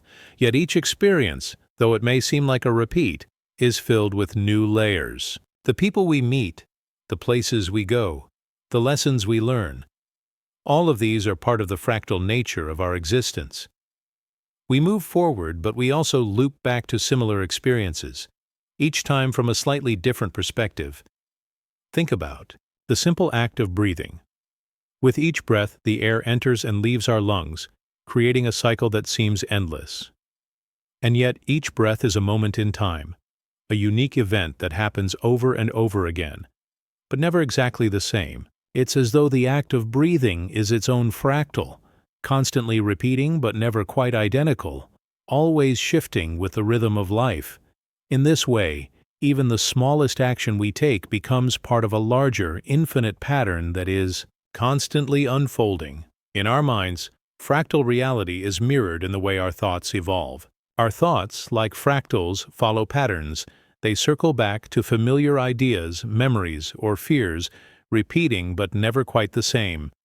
Every time we revisit a thought, it's as though we're peeling back another layer, seeing it from a new perspective. The deeper we look into our own minds, the more we realize that these patterns are not random. They are part of who we are, part of our identity, shaping the way we move through the world. The fractal nature of our thoughts means that they are constantly shifting and changing, even when they appear to be repeating. Each time we think the same thought, we bring something new to it, something we didn't see before. As we move through life, the fractal patterns of our experiences become more and more evident. We see how our relationships mirror one another, how the dynamics with our family reflect those with our friends, how past experiences shape present ones, how the lessons we learn repeat themselves in different forms. We begin to understand that life itself is a fractal, one endless pattern of growth, repetition, and evolution. It's not just a straight line we walk along, it's more like a spiral, where each step brings us back to a familiar place, but with a different view, a deeper understanding, a new layer of awareness. Fractal reality also challenges us to embrace the complexity of the world around us. In a world that often seems chaotic, fractals remind us that there is beauty in the disorder. Just as a storm may seem unpredictable and wild, beneath the surface, there is a rhythm, a pattern that holds it all together. It's the same with life. The moments of chaos and confusion are often part of a larger pattern, one that we may not always understand, but that is always there, guiding us through each cycle. When we look for the patterns, when we allow ourselves to see the repetition in the seemingly random, we find that there is a deeper meaning to everything. In this way, fractal reality invites us to slow down and notice the world around us. It encourages us to pay attention to the small details, the little moments, and to understand that they are all part of a larger, infinite pattern. When we start to see life as a series of repeating cycles, we realize that every experience, no matter how small, has value. Each moment is a chance to see something new, to learn, to grow, to evolve. We are part of this endless pattern, and by embracing it, we begin to see the beauty in both the repetition and the variation that make up our world. Fractal reality, in its endless detail and repetition, shows us that the world is far more complex than we may have ever realized. It invites us to explore the infinite layers of existence, to see the connections between the smallest moments and the largest patterns. By recognizing that life is a fractal, we can begin to appreciate the beauty of both the simple and the complex, understanding that everything, no matter how small, is part of a greater whole, repeating yet always evolving, in endless detail. 29. Dream logic. Have you ever woken up from a dream, unsure of what just happened but feeling like it all made perfect sense in the moment? It's an experience that many of us have had, where the rules of reality seem to bend and twist, and what seemed nonsensical or impossible while asleep feels strangely coherent once we wake up. In dreams, things happen that would never make sense in the waking world, yet in that dream state they feel perfectly logical, as though the mind has its own set of rules. This is what we call dream logic, a curious, often paradoxical way of thinking that defies the norms of reality, creating a world where the impossible becomes possible and where the strange and familiar coexist effortlessly. When we dream, our minds tap into a realm of creativity and imagination that is uninhibited by the rational thinking we use during the day. The everyday logic that governs our waking lives fades away, and in its place we find a new set of rules that seem odd, yet somehow work perfectly within the dream itself. It's like entering a world where anything can happen, where the laws of physics are optional, and the most outlandish scenarios can unfold without causing any confusion. It's as though our brains, while we sleep, create a world that is uniquely our own, a place where we can navigate the twists and turns of our own thoughts and emotions, even if those thoughts don't make sense on the surface. Think about the dreams where we find ourselves in places we've never been, or talking to people we've never met, only to feel completely at ease in those situations. In the waking world, such scenarios might leave us confused or unsettled, but in the dream world, they feel natural. We might suddenly be back in school, but everyone around us is an adult, or we could be flying without wings, soaring above the clouds. These moments seem so strange when we reflect on them, but within the dream, they feel like the most normal thing in the world. The logic of the dream makes perfect sense because it follows the rules of our subconscious, not the rules of the outside world. Dream logic operates on a different level from the logic we use when we're awake. It doesn't rely on time, space, or the cause and effect reasoning that we depend on to understand reality. In dreams, events can unfold in a non-linear way, with moments from the past, present, and future blending together seamlessly. One moment you're sitting at a dinner table, and the next, you're on a beach, yet there's no feeling of confusion or disruption. The transitions are smooth, as though the mind is simply rearranging pieces of a puzzle that doesn't need to fit together in the way we think it should. It's a world where continuity is optional, and the dreamer is free to wander through a landscape of their own making. One of the most fascinating aspects of dream logic is its ability to create emotional truth without adhering to rationality. In dreams, the emotions we feel are often more intense and vivid than those we experience during the day. Yet the events that trigger these emotions can be nonsensical or even bizarre. You might dream of losing something important, like a wallet or a phone, but the emotional weight of that loss feels just as real as it would if it were happening in the waking world. Or perhaps you dream of an intense conversation with someone, only to realize that the person you're talking to is someone you've never actually met. Despite the unfamiliarity, the feelings of connection, frustration, or joy in the dream feel just as genuine as if they were happening in your own life. This is the power of dream logic, the ability to convey deep emotional truths without needing to follow the logical patterns we expect in the real world. Dream logic is not just about creating strange and surreal scenarios. It's also about providing a way for our subconscious minds to process feelings and experiences that may be too complex or difficult for our waking minds to understand. When we sleep, our minds are free from the constraints of our everyday concerns and anxieties. As a result, we may experience dreams that reflect unresolved emotions, fears, or desires. But in the dream world, these emotions are not limited by the rules of reality. They can take on any form, morphing into symbols, metaphors, or even entire narratives that help us work through our inner turmoil. It's like our brains are offering us a space to explore emotions and situations in ways that are not possible when we're awake. The rules of dream logic may be confusing, but they serve a deeper purpose: to help us understand ourselves better. Sometimes dream logic can also offer us insight into our waking lives in ways that we might not expect. The strange and bizarre nature of our dreams can offer us a fresh perspective on challenges or situations we are facing in reality. A dream might show us a solution to a problem that we haven't been able to figure out while awake, or it might give us clarity about a decision we've been struggling with. The beauty of dream logic is that it operates on an entirely different level, tapping into the unconscious mind, where creativity, intuition, and emotions can emerge freely, offering us new ways of thinking and understanding. Despite its mysterious nature, dream logic can have a profound impact on our lives. The connections we make in our dreams, though they may seem nonsensical at first, often carry important meanings. Our brains are constantly working behind the scenes, processing information and sorting through emotions. And when we dream, those thoughts and feelings are allowed to surface in a way that is unrestricted by logic or time.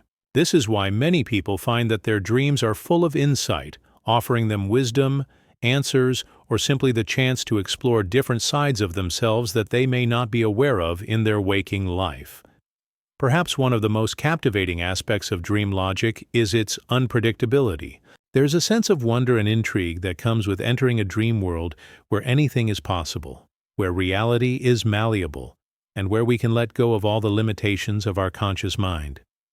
Every dream offers something new, whether it's a strange encounter, an impossible scenario, or an emotional revelation.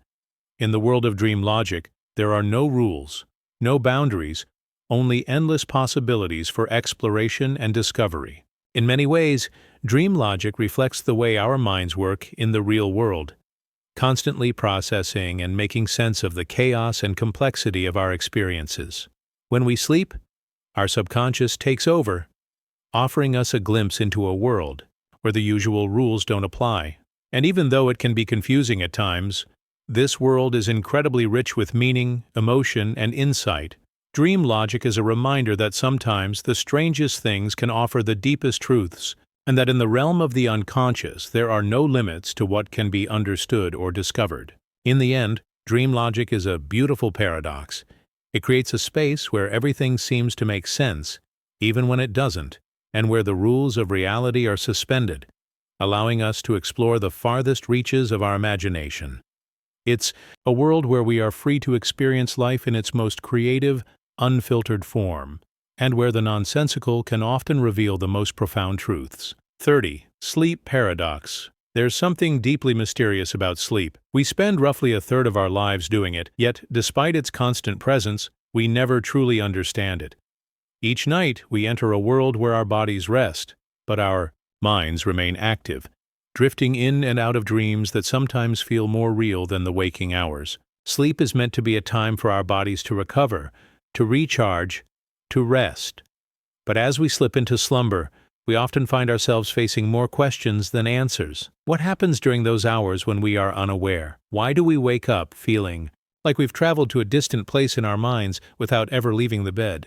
Sleep is, in itself, a paradox, a time for rest that stirs up more mysteries than it resolves. The paradox of sleep lies in its ability to offer us both peace and unrest. On one hand, sleep provides us with the much-needed break from our daily activities. It's a time when we can unplug, unwind, and give our bodies and minds the time they need to heal. Yet, on the other hand, sleep doesn't always deliver the restful experience we might expect. How many times have we woken up thinking that we had a deep and restorative sleep, only to feel groggy and disoriented? How many times have we drifted into slumber only to find our dreams so vivid and strange that they leave us questioning the very nature of reality? Sleep is meant to be a reprieve, a sanctuary from the stress and struggles of the day, but it often leaves us with more questions about the nature of consciousness, perception, and the mind than we had before we closed our eyes. One of the most fascinating aspects of sleep is its ability to carry us into worlds beyond our waking lives. During sleep, we lose all sense of time and space. One moment, we might find ourselves in a familiar place, like our childhood home, and in the next, we're standing on a beach we've never seen before, feeling the sand between our toes as if we've been there 100 times. It's in these moments that sleep becomes a paradox. It gives us rest, but it also brings us to strange dreamlike realms where time and logic have no meaning. The more we sleep, the more our dreams seem to take on lives of their own, pushing us further into the unknown, where the boundaries between fantasy and reality blur. It's a beautiful and unsettling experience, one that makes us wonder, is this sleep truly a time for rest, or is it a deeper exploration into the workings of our mind? Even in its simplest form, sleep is a process that holds more complexity than we often realize. While we're asleep, our bodies are still busy, carrying out essential functions. Our hearts continue to beat, our lungs continue to breathe, and our bodies heal and regenerate. But what about our minds? While we rest, our thoughts seem to scatter, fading in and out of consciousness. We might find ourselves reliving memories, or sometimes even creating entirely new ones. But when we wake up, it's as if those dreams and thoughts never really existed. They're just fragments, fading away, leaving behind only the sensation of having been somewhere far away. We might feel as though we've learned something important, only to find that we can't recall the details. This is where the paradox lies. Sleep, in theory, is meant to offer clarity and rest, but it often leaves us with a sense of disorientation, like we've entered a world where nothing quite makes sense. And then there's the strange phenomenon of dreaming itself. We dream of people we've never met, places we've never visited, and situations that seem entirely divorced from our waking lives. Yet these dreams feel more vivid and real than anything we experience during the day. We wake up, our hearts still racing from a dream that felt too real to be just a product of our imagination. The emotions are real, the sensations are real, and yet, when we look at the dream in the cold light of day, it feels as though it was all a fabrication, a trick our minds played on us. Why do we dream? What purpose do these dreams serve? Are they a reflection of our deepest desires, fears, and memories, or are they simply random firings of the brain with no real meaning? The more we try to understand our dreams, the more elusive they become. It's as if sleep presents us with answers, only to pull them away just as we reach for them. Sleep also leaves us with a feeling of uncertainty when it comes to the passage of time. We fall asleep, and then, as if by magic, the night is gone. The clock tells us that hours have passed, but we have no real memory of them. We might dream that only a few minutes have gone by, only to wake up and realize that an entire night has passed in what feels like the blink of an eye. This is another part of the sleep paradox.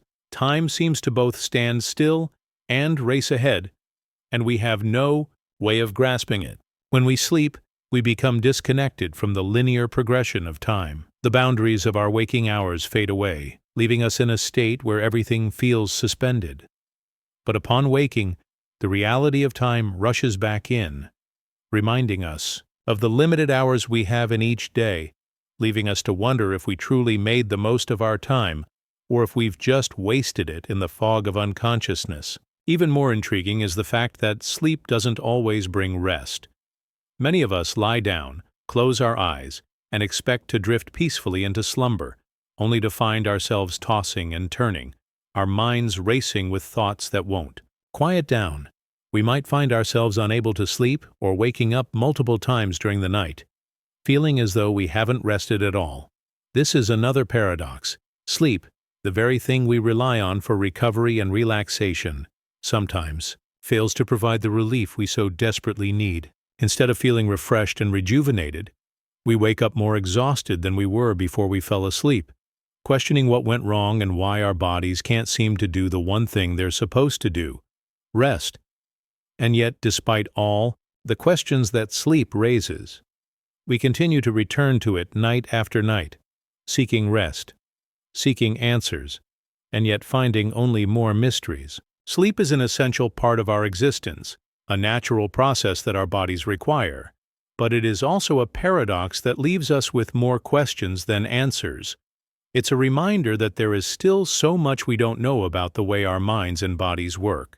Perhaps sleep will always remain a mystery, a space where logic fades and the unknown takes over, offering us moments of rest and respite while challenging our understanding of what it truly means to be awake. We might never fully understand the nature of sleep, but that's part of what makes it so fascinating, a paradox that beckons us to explore yet always slips just beyond our grasp.